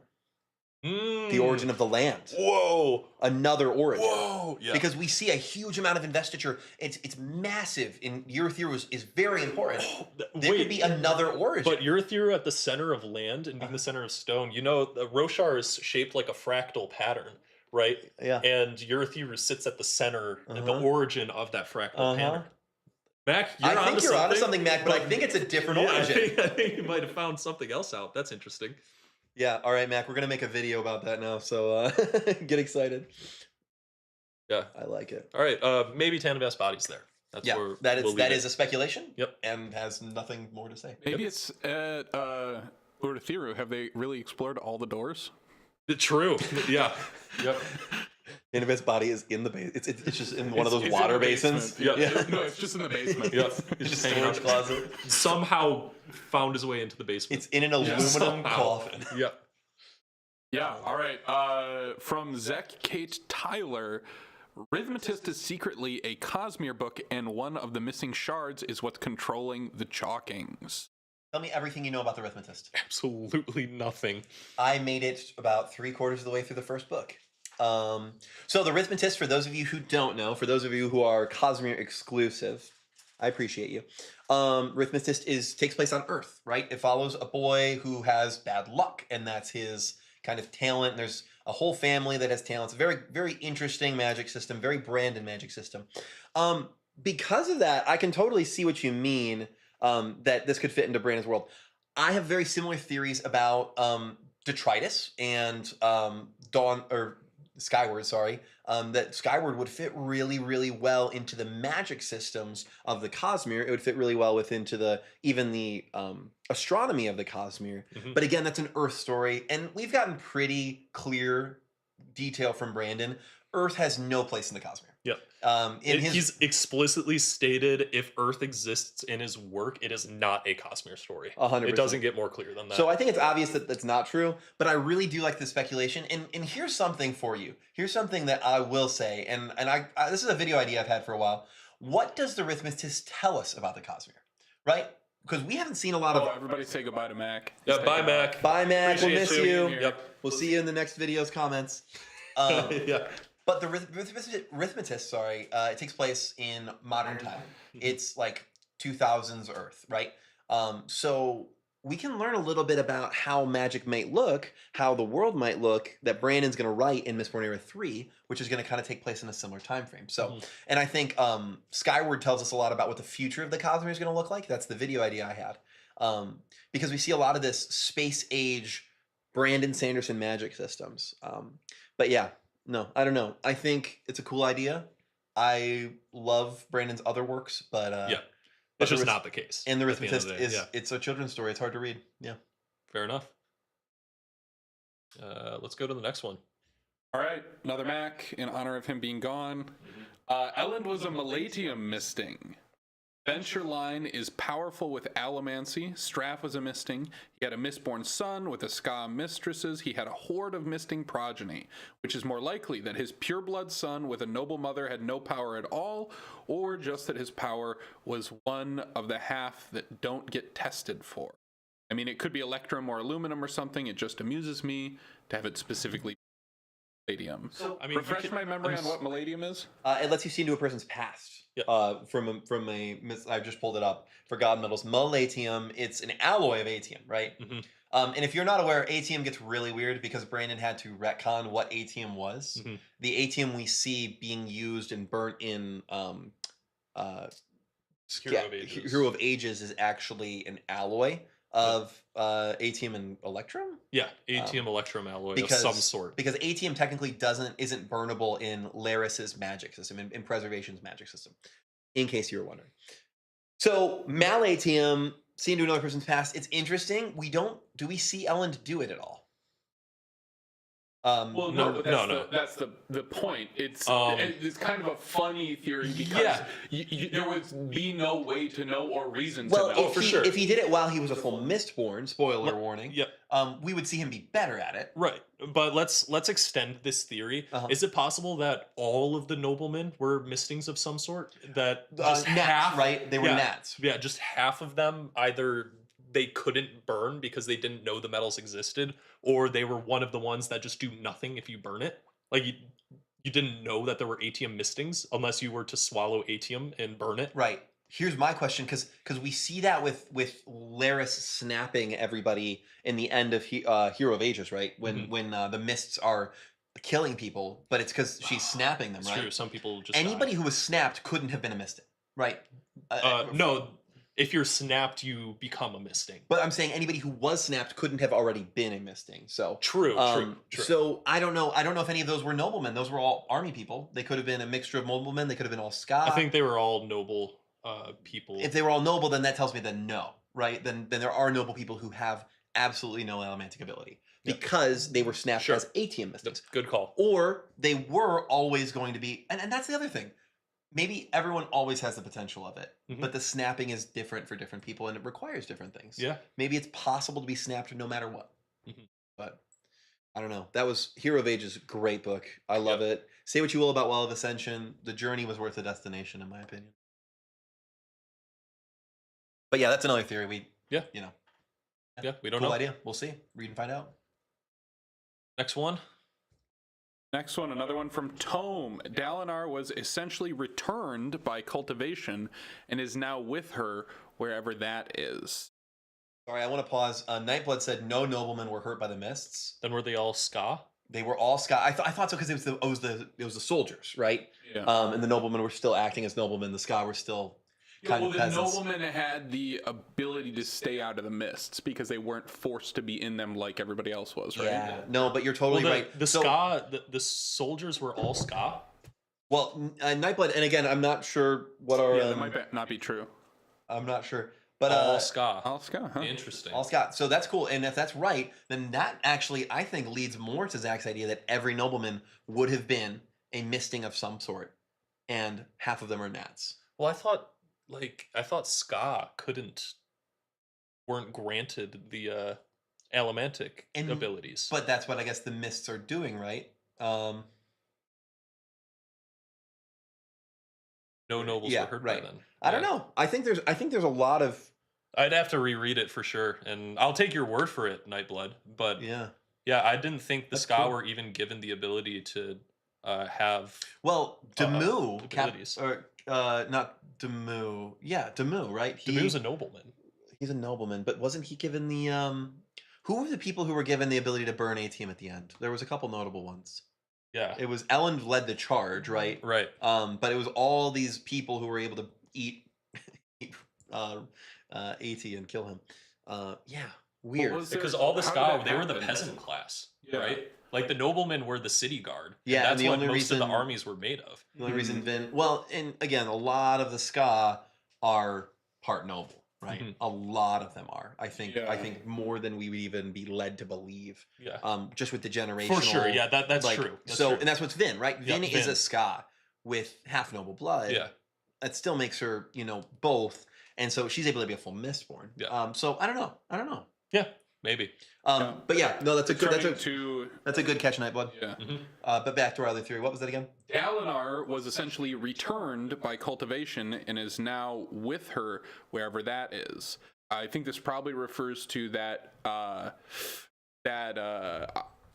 description of how when Dalinar dies, Paravangian says, "You're not getting away that easy," and he reaches out for him, but then he slips away or is pulled away or something like that. I remember that description to me was very notable, partially because this is an interesting one that doesn't have much in the canon, or I don't know if many people are theorizing it, but like the God Beyond is this idea, or even the Beyond is this idea in like Mistborn and in Stormlight, especially after Dalinar became a big old heretic, that there is this entity that is greater than Adonalsium even was, that is kind of pulling the strings or rules the afterlife or something like that. Yeah. But could also have been cultivation. What do you guys think? Yeah, I think it's very feasible. I'd be a little bummed story wise if Dalinar was yeeted from the grave, and we have both the Blackthorn, which survived the whole thing, and then Dalinar gets out of his sacrifice and is just returned. I don't Seems know. a little sitcom-y. It Instead does. of I am your father, it's I am you. Yeah, that's Yeah, not he has to as- come back and fight his evil twin. Right. Yeah. Like I could see that being a cinematic buildup that Brandon makes, right? But For sure. I don't know if it's. I don't think. I agree. I don't think it's the right idea, or the right direction for that Yeah. character. Is it possible? Yes. It's if always it is the possible. case, I don't know if I want it to be the case. No, I honestly. don't think so. I mean, with Kelsier, it's like I'm half expected. Like I just finished reading Lost Metal, and I half expected Wayne to be like, "Hey, guess what? I'm gonna squeeze my way out of this one." Right? Yeah. There's theories. And there's a lot There's of theories For sure. I don't think so. No, I mean, No, yeah, I don't I think think so we're all either. happier with Wayne just being happy. Yep. Yeah, and but that idea of, I mean, I think Brandon's very aware of that, about how careful he has to be about bringing characters back from the dead 100%. and having a very good reason and explanation for that. Yeah, yeah, 100%. completely agreed. Yeah, that's what we think about that. It's a good call. Entirely possible, and I think Cultivation has the ability to do something like that. Did she do it with Dalinar? I hope not. Not because I don't like Dalinar, but because I think his arc was incredible 100%. and had an amazing conclusion. And I don't see the need for him to go on another arc, right? We already have the Blackthorn, which is the memories of Dalinar that is going to extend into the future. And I think it's nicer, or I think it would be better to have the Blackthorn act as a foil for Adolin and Gavinor than to have the Blackthorn be the foil to Dalinar, because that was already Dalinar's battles through the Fighting entire his series. past, fighting what Odium wanted him to be. Yeah. Right. And thank you, Nightblood. You checked that Demu was in fact a Scot. Yeah, I'm just wrong on this. So my headcanon or understanding of what was happening in Hero of Ages was just completely wrong. So yeah, thank you. I like to think that Nightblood just read all 3 books. Yes, yeah, Yeah, just he right then. Yeah, Yep. he checked. He destroyed evil. He's rivaling Mac May for knowledge, and I'm very thankful. Good job, Nightblood. Yeah. All right, let's move on to the next one. This one is also from Kruva. Frost has secretly recruited people from multiple planets. 17th shard origins, question mark. We know dragons can take human form. I think that Frost has actually appeared in loads of the books. Isn't Frost the one in Hoyd's letter who Hoyd at least presumes has a strong like non-intervention Yes, policy? I'm going to talk about this real quick. Go for it. Having recruited a bunch of people, yeah, I mean, I'm pretty sure that's Thinker, Grump, and Blunt. But having been acting himself, I think that entirely goes against what we've seen of the intentions of Frost. Frost is a strict non-interventionist and is really upset with Hoyd for intervening with the Cosmere. I don't think he would ever leave Yolen because he has a deep, deep shame about what he did to Adonalsium. And yeah, recruiting people, I think maybe that's even a stretch. The organization of the 17th Shard, sending people to grab Hoyd, is probably like they don't even want to be doing that, but it's necessary to stop Hoyd. But Frost himself doing anything, I don't think so at all. Yeah, and no, and we're going to learn more about Frost in some upcoming works. Yeah. We're not going to touch on those today, but yeah, no, I do think we can pretty confidently say that Frost is gonna play a part. Mhm. I think there's a reason the character exists, but I think we're going to see more of him in the Dragonsteel series, the prequel series, the Shattering, right? And that might inform the character more. Yeah. But until then, we have a letter from Hoyd. Right. So that's yeah, about all we know. we of him. could see anybody. I mean, the God King Sesebron could be in I don't know, Elantris, and we don't know. You know, who knows? Yeah. Next one. Shallan, this is from John Van Wagenen. Shallan becomes Queen of Shadesmar on Roshar. She goes on a quest to retrieve all of Adolin's weapons he left there. Radiant is permanently manifest and trains Shallan's children to use the sword. Sometime in book 6 or 7, Shallan and Adolin will meet again. Retribution is eventually defeated by the other shards. Before falling, Taravangian does something to weaken the power since he realizes he can't have it. Honor splinters. Ba'ato Mishram takes up Odium in its weakened state. Dalinar is now Valor and helps to coordinate the other shards against Retribution and the Blackthorn. So these are 3 different theories. They took the prompt for, it's all Stormlight, but they took the prompt for Insane Cosmere theories and was like, go. Yep. The top one, Shallan, that's my headcanon. That's exactly what I... that's what she's doing. There'll be some nuance to it. Yep. I love that. I think that's cute and silly. Could be it. But Shallan, definitely. Yeah.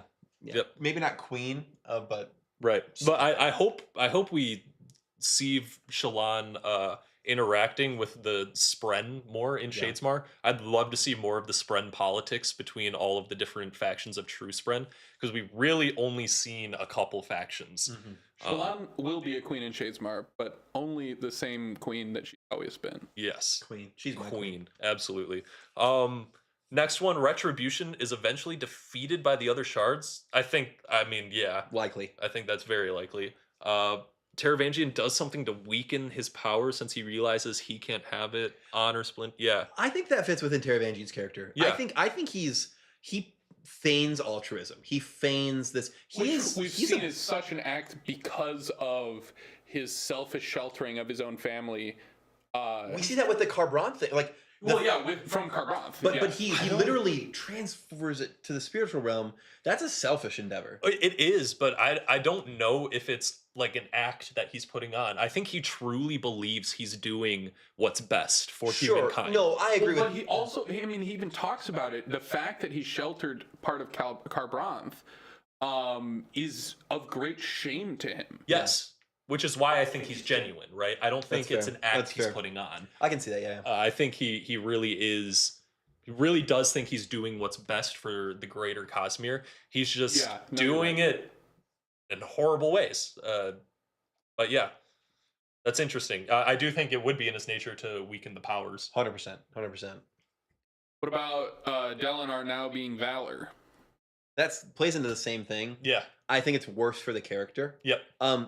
We do with the Valor Theory video, right? We do see that being a possibility. Yep. So I think we can say that it is a possibility, and I think it would fit with what happened.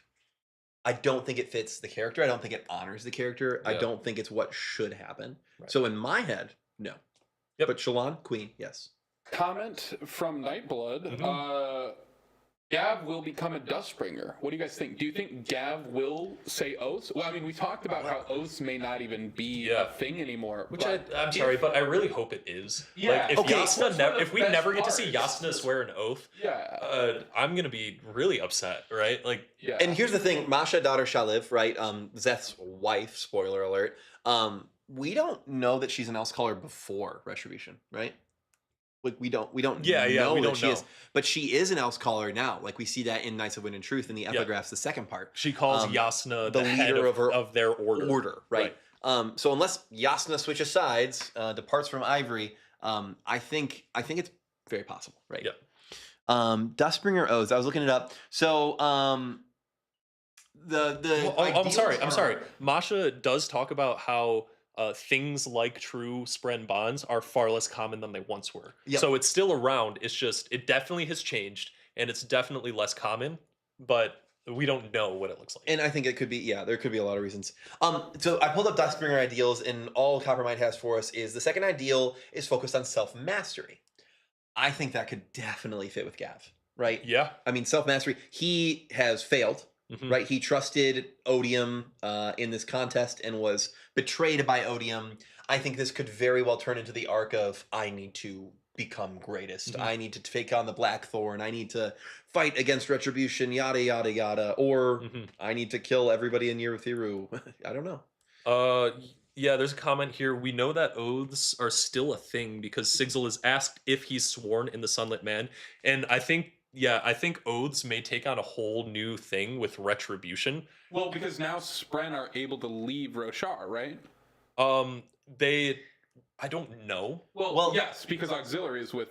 Well, yeah. They can go at least with their Nahel bonded person, but like Spren themselves just autonomously. I think he's right. I think maybe. Spren can leave, but I wanted to touch on bonded when Sig leaves. Oh yeah, you're right. Yeah. Well, because you got to remember, true Spren don't have to form bonds anymore. Like the unbonded thing is Adolin's whole. They don't have to Adolin's bond whole right, climax was the huge amount of shard bearers now. So so yeah, it's interesting, right? Yep. And maybe that's why they're rarer. But Spren are less likely to bond to a human because they don't need to anymore.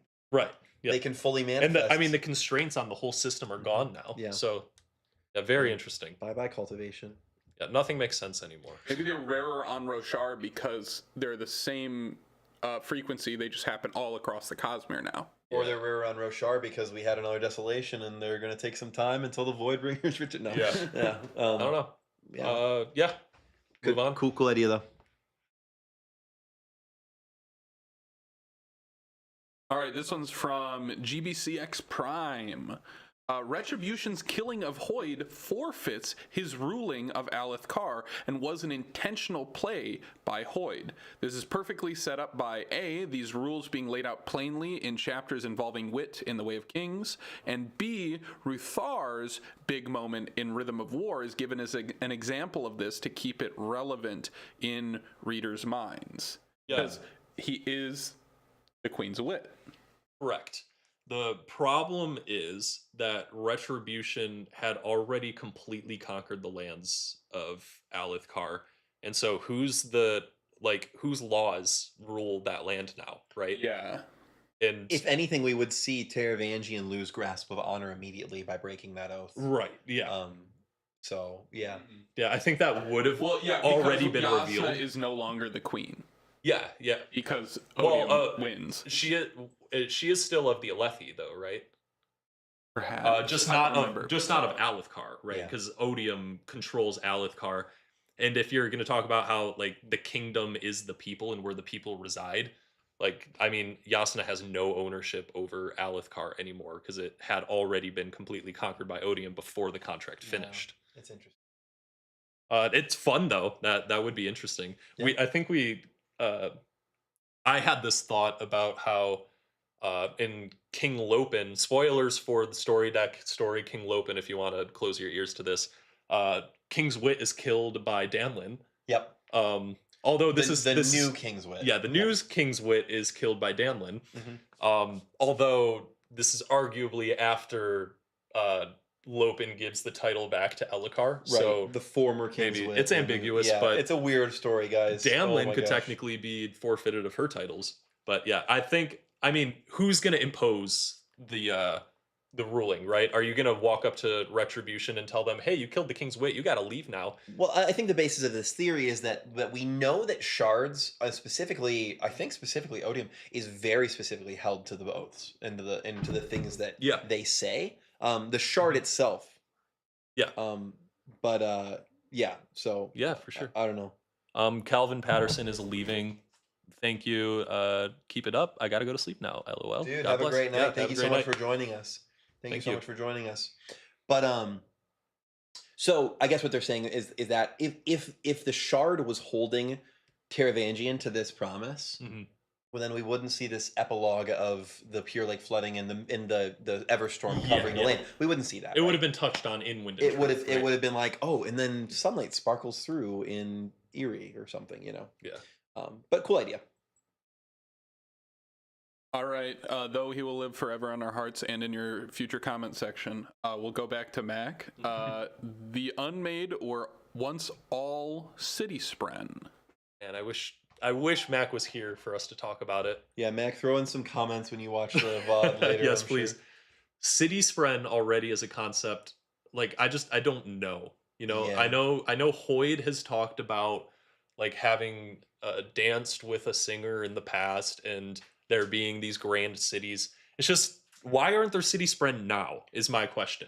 Why isn't there a city spren of Alethkar or Kholinar, I should say? Yeah. A city spren of any of the cities that are currently around.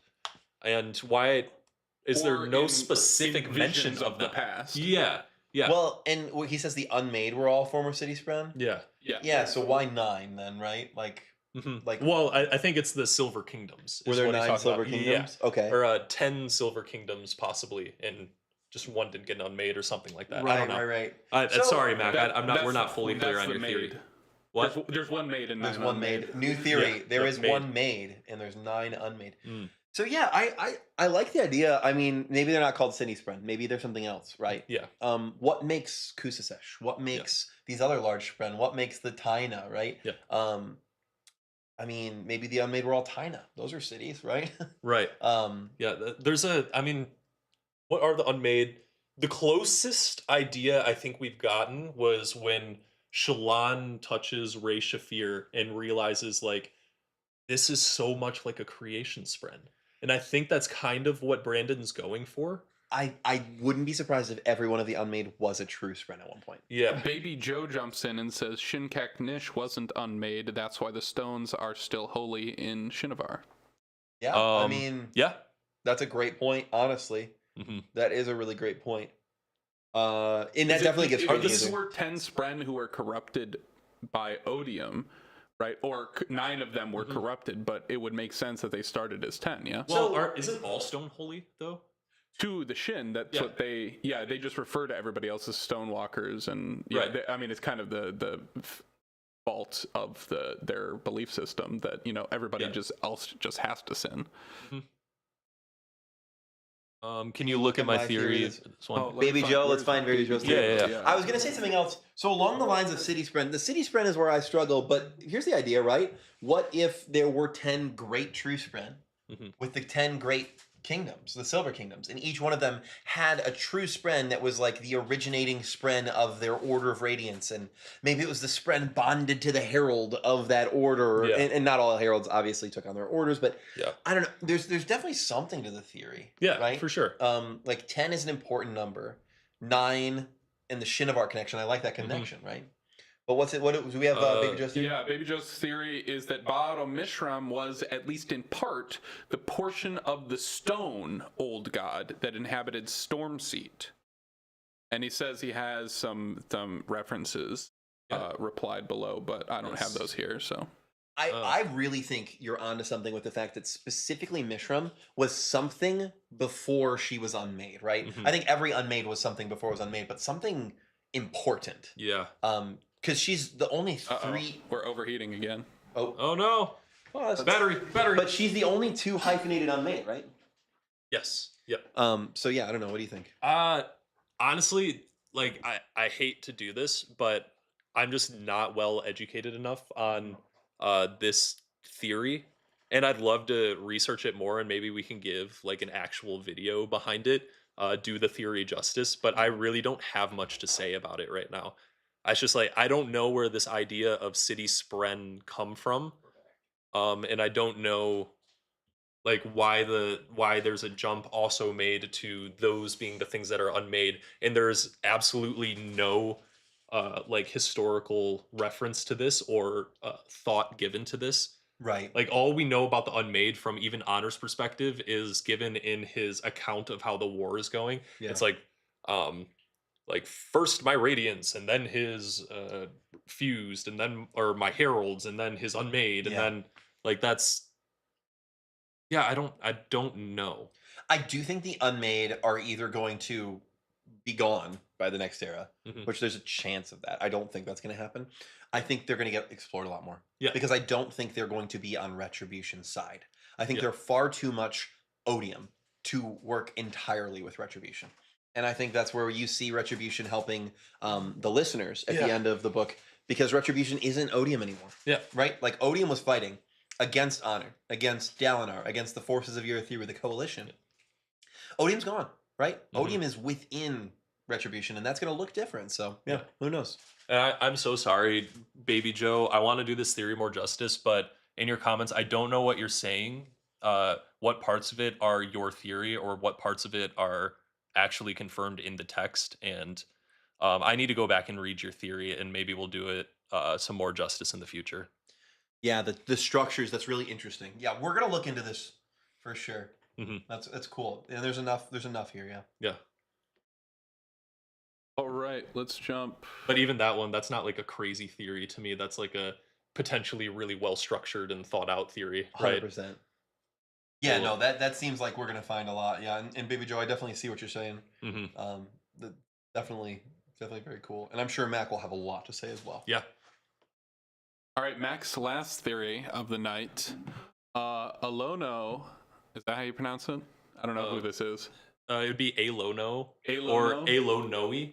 So potentially, I don't know if it's a double Aeon there. It's Alono then.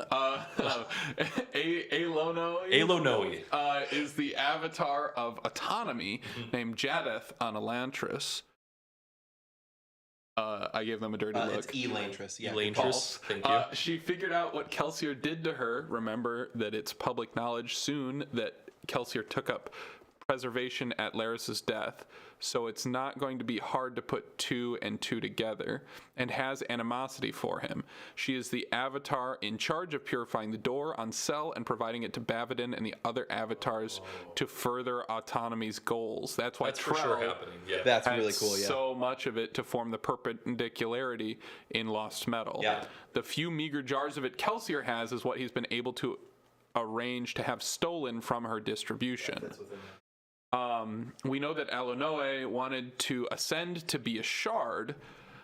Being an avatar is the next best thing. She acts exactly like the sort of person Autonomy wants her avatars to be. She's ambitious, driven, powerful, with a high degree of technical skill. Plus, as Jadis, she can provide the valuable service to all avatars of purifying raw essences of 2 splintered shards for their plans.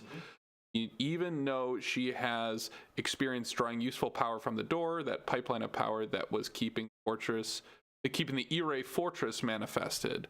And then there's Words of Brandon, where someone asks if Jadith is an avatar of Autonomy, and he raffos it.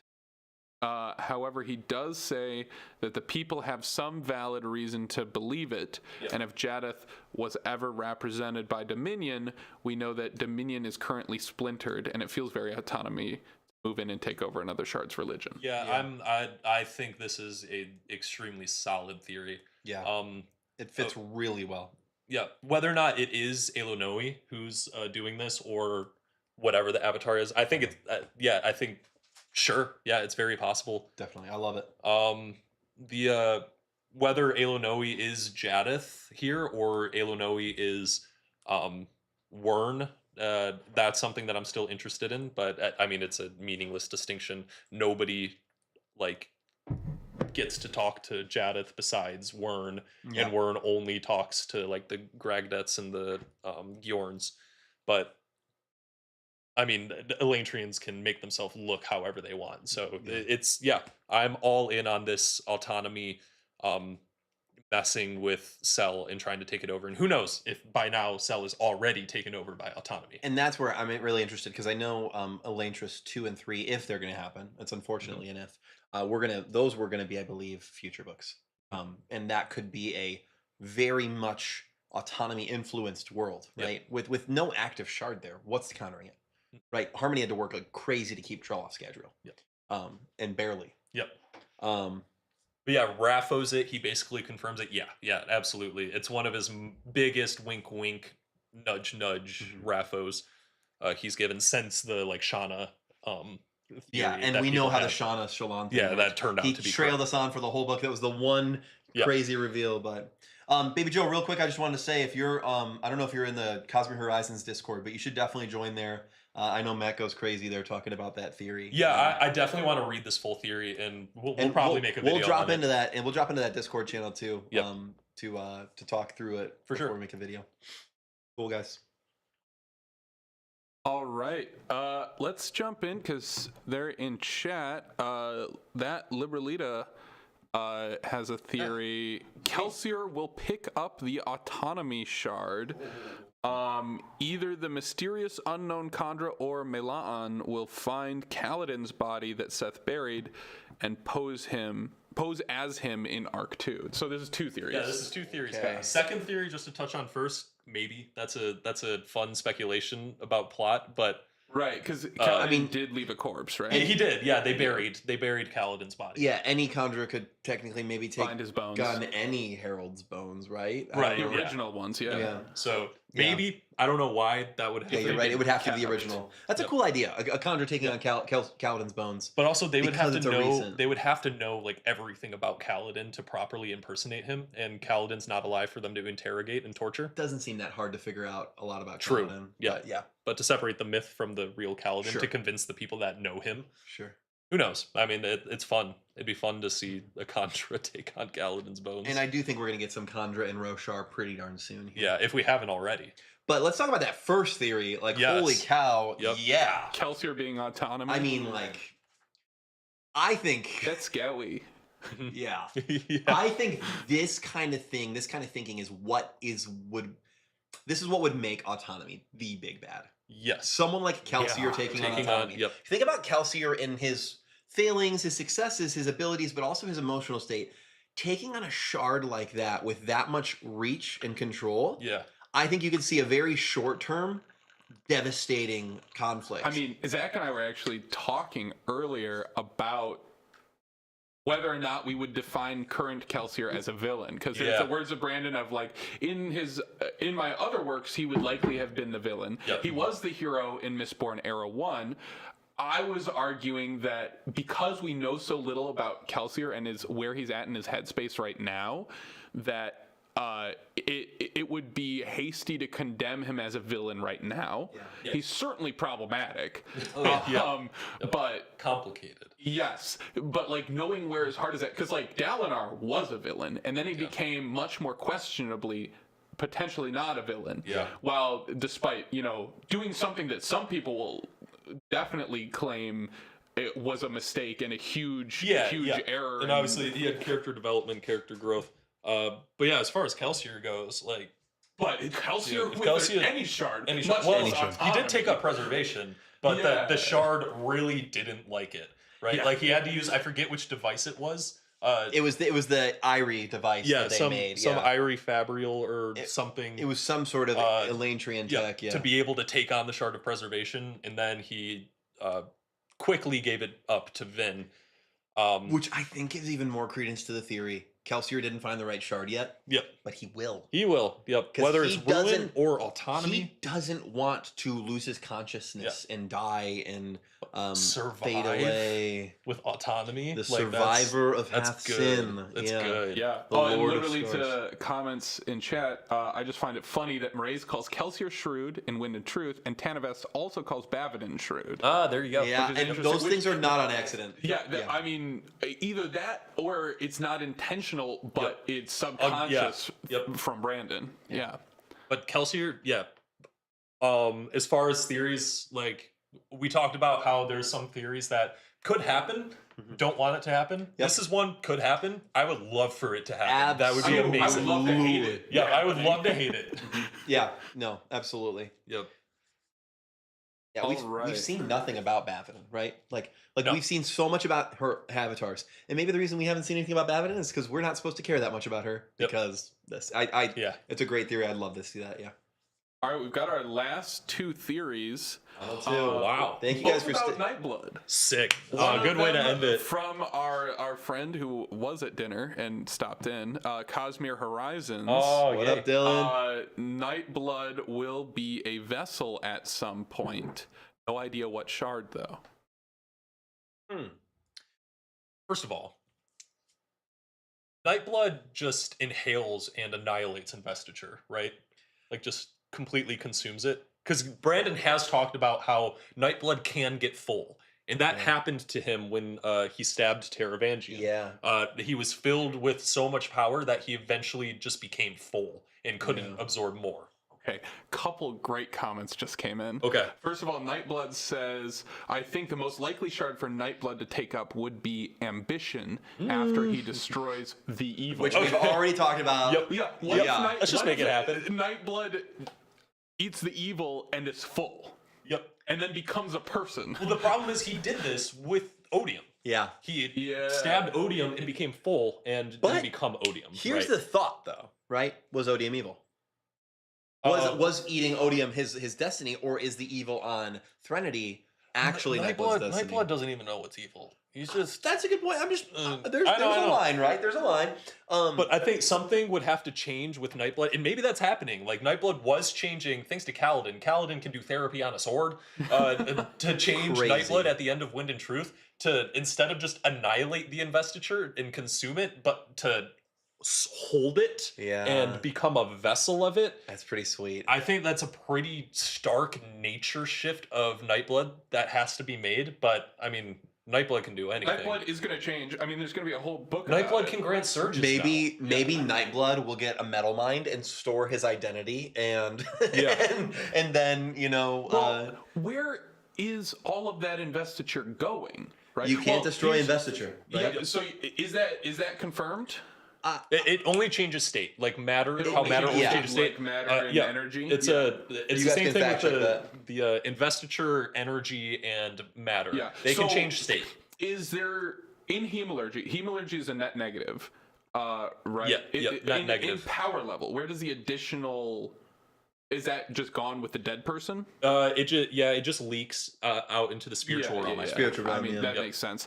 That's probably where It's like Nightblood just all of sends, the sends all the investitures does straight he to the just spiritual realm. Is he like a wormhole where he just expels? I think that's kind of what he is. But he's fought in the cognitive realm, well, right? when you see him in the cognitive realm, he is a glowing sword Well, because that's how because he he sees himself. perceives himself as this righteous, noble sword. It's so good, destroys Brandon. evil. Love it. I think exactly. I think I could see that being Nightblood's ending of his arc is he becomes that glowing sword. The idea of him taking on a physical form. Here's an interesting one. All right. Liberalita says, "Do you think another shard would wield him or could?" Maybe Nightblood is a Dawnshard. Oh no, there was another one. Yes, so Leafar, instead of a shard, what if Kelsier? Oh, this is referred to. Sorry, something else. But what if Kelsier gets the live Dawnshard? Sure. I think that kind of goes on with exist again, live, right? Exist. Or it could be the agency thing we're talking about. Yeah. But back to just real quick, Nightblood. What if he is the destroy Dawnshard? Yeah. He was kill created. Dawnshard. He was created by Vasher. But maybe he was created from the Dawnshard. Maybe the Dawnshard was used in his We're creation. talking about Nightblood becoming a physical body being. We're talking about things that have not happened yet anyway. We are also talking about Nightblood, which Brandon has confirmed is like one of the most dangerous and invested objects in the entire Cosmere. Sounds like Nightblood says, but if he found out there was something called the evil, he would immediately be intent on destroying 100%. We're on board with this. I think we can all agree. That's a win, not an if. It might be Era 5. It might be after the end. Okay, Nightblood also says that Brandon has said that Nightblood is not a Dawnshard. There we go. That's great. Thank you, Nightblood. I loved my headcanon for a moment there. I was really happy. We are going to take the words of a user named Nightblood as gospel when it comes to facts about Nightblood. I think you are going to know way more about Nightblood than we do. Wield this power well. But yeah, this is sick. Destroy some evil today. Yes. Yeah, everyone go out and destroy evil after stream. Yes, and Leafar says they meant the exist Dawnshard. But it sounds like that was already talked about. He just stopped in. Well, don't worry about it. We're super glad to have you. Thanks for coming. Yeah, the kind of the idea of what if Kelsier got a Dawnshard instead of? Would that be a start? Or what if? Because this is a very Kelsier thing to do. He took up on autonomy and got a Dawnshard. Yeah, because Hoyd has told us that it would be very bad for a shard to get hold of a Dawnshard. Yeah, and that is something Kelsier would try to do. Or at least specifically getting the exist Dawnshard with retribution, right? But interesting that the exist Dawnshard would be so dangerous in retribution's hand, right? Like exist seems like the most inert, most incapable. But the problem is the Dawnshards are extremely dangerous in anyone's hands who has the power to use it. That's the reality. We know that shards are infinite in their power, right? That's told. Sazed says, or Harmony says, adding a shard doesn't make you more powerful. They have infinite capacity. Infinity plus infinity is like you can't calculate that. Unfortunately, Harmony also says that you would never take on another shard. And Harmony has lied to us a lot in his letter. So stop trusting Harmony. Stop trusting Harmony. Stop trusting Harmony. I wanna love Sazed, but he also self-admitted that Harmony is a problem and shards taking over. And then, man, there are a few chapters that have chilled me more than the end of Rhythm of War, where Hoyd goes and talks to Terravodium and then gets his memory erased. I was like, oh no. Yeah. But I think that was almost a collective thing across everyone who read that. But let me tell you, especially, we've seen how that turned out. And it didn't quite, honestly, Terravodium was less scary to me because we got so much Bye, Nightblood. Bye, Nightblood. Thanks, Colo. Colo Suli. Thank you for coming. Yeah. But the more we saw of Terravodium, he scared me less. But let me tell you, knowing all that I know about Harmony and about Kelsier, that conversation between Kelsier and Harmony in one of the epilogues at the end of Lost Metal is so chilling from both of them. Like that bit where Kelsier is asking him a question and Sazed answers, and then he says, "Are you lying to me?" And Sazed responds, "Have I ever lied to you?" After just lying to him about the fact that Lerasium doesn't exist. But it does. Yeah, that's splitting Harmonium. Oh, man. Real quick, Sammy asked how many shards are on Roshar. Currently or ever or the greatest number? Yeah, that's a difficult question to answer. We believe it's 4. At least 3. Well, 4 at the time Cultivation might have left. Right? 4 at the time of Stormlight, right? Yeah. And we think our 4th shard is Valor. We actually have a video about that this week, or that came out Tuesday, so you should go watch that. But yeah, right now, 1 dual shard, maybe Valor, definitely not Cultivation. She left. Cultivation's gone. Yeah, bye. Although she may have just ran off to Ashen, right? We don't know, but she's probably out of the system. Yeah. So Sammy says currently. So yeah, I would say right now it would be technically at least 2 with the combo. But I would believe Valor probably would have fled at this point. Maybe. I don't know. Maybe this is time for Valor to rise, right? I think we confidently know Valor was on Roshar at the I don't ascension think it's of confident, right? Like, this is just a theory. I'm pretty confident about I know the ascension. we are, but it is just a theory. Yeah. So I would assume right now 3. I'd assume Valor. Probably 3. Yep. Mm-hmm. Leafar says, "What if the exist Dawnshard makes you immune to the other Dawnshards?" And that's why Adonalsium got rid of it together with the other Dawnshards, but also why it's bad for a shard to get one. I mean, we see Risen and Hoyd literally almost get like Nomad. Or they get in Wind and Truth, like they attract. So they attract each other. I don't think Exist would resist another Dawnshard if we see that kind of attraction, right? But also, all 4 Dawnshards were used at the shattering of Adonalsium, so maybe they were like they kept their distance with it. Or I think it's probably more of like a Voltron kind of thing, right? Like they all come together and make one entity that creates. Kind of like the Well of Ascension, the Well powers, Because Adonalsium would have had to wield all of them at once before, right? A Cosmere theory. Nice. I like that. Yep. But yeah, no. So maybe not. I don't know. I don't think Exist would resist other Dawnshards though. Probably. Yeah. All right, we just have one final theory that last one. Guys, thank you so much for joining us for all this time. Yeah. This has been awesome. Let us know if you guys want us to keep doing these streams. Yeah, by the way. seriously. We're having a lot of fun with this. This has been great. Yeah. We would never talk about the Cosmere for hours on our own. No, we definitely don't do this. That was sarcasm. Own pleasure. All right. From Joseph Gillies, Nightblood is made of metal from the 4th Rosharan moon. Yeah, I saw that comment come in the other day. It's very cool theory. Don't know. So the problem is Nightblood's properties don't seem to match with the properties we've seen of the 4th moon. Yeah. The 4th moon seems to block investiture much like aluminum does. Yep. But even stronger than aluminum. And Nightblood absorbs investiture, or at least just portals it to the spiritual transfers realm. it, right? Transfers it. So it might just be aluminum.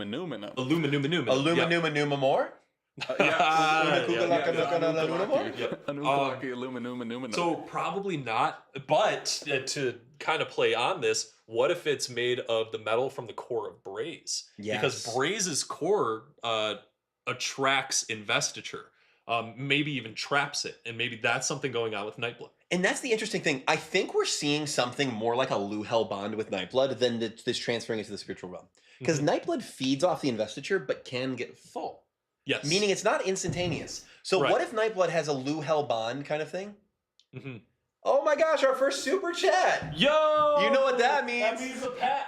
Yes. A pat for Grump. Thank you so much. That's awesome. Thank you. These are a couple of chul thumpers. We are a couple of Grump thumpers? Grump thumpers? Yeah. Grump thinker blumpers. I hate that because it is canon that like Syl put a chul where something else would be on herself. in her inappropriate parts. Yep. Ah, right. So Chull Thumper. Oh, that's horrible. bad. That's really bad. Horrible. So we are not Chull Thumpers. But back to what I was saying.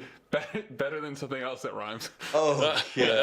All right. Let's move on. Yep. Talking about Nightblood. So, And but its here's the potential thing, meta. right? I don't think Nightblood transfers into the spiritual realm. I think Nightblood absorbs it and feeds on it in a Luhel Bonds type of thing, right? Yeah, like yeah, we see yeah. with the Aethers. Yep, very and possible. so that makes me think that it's like you're right, like it's something attracting the investiture to the entity. Yep. And then this bond between this invested entity, this Spren-like entity that Yep. is Nightblood, is feeding off the investiture to keep its sentience, itself alive.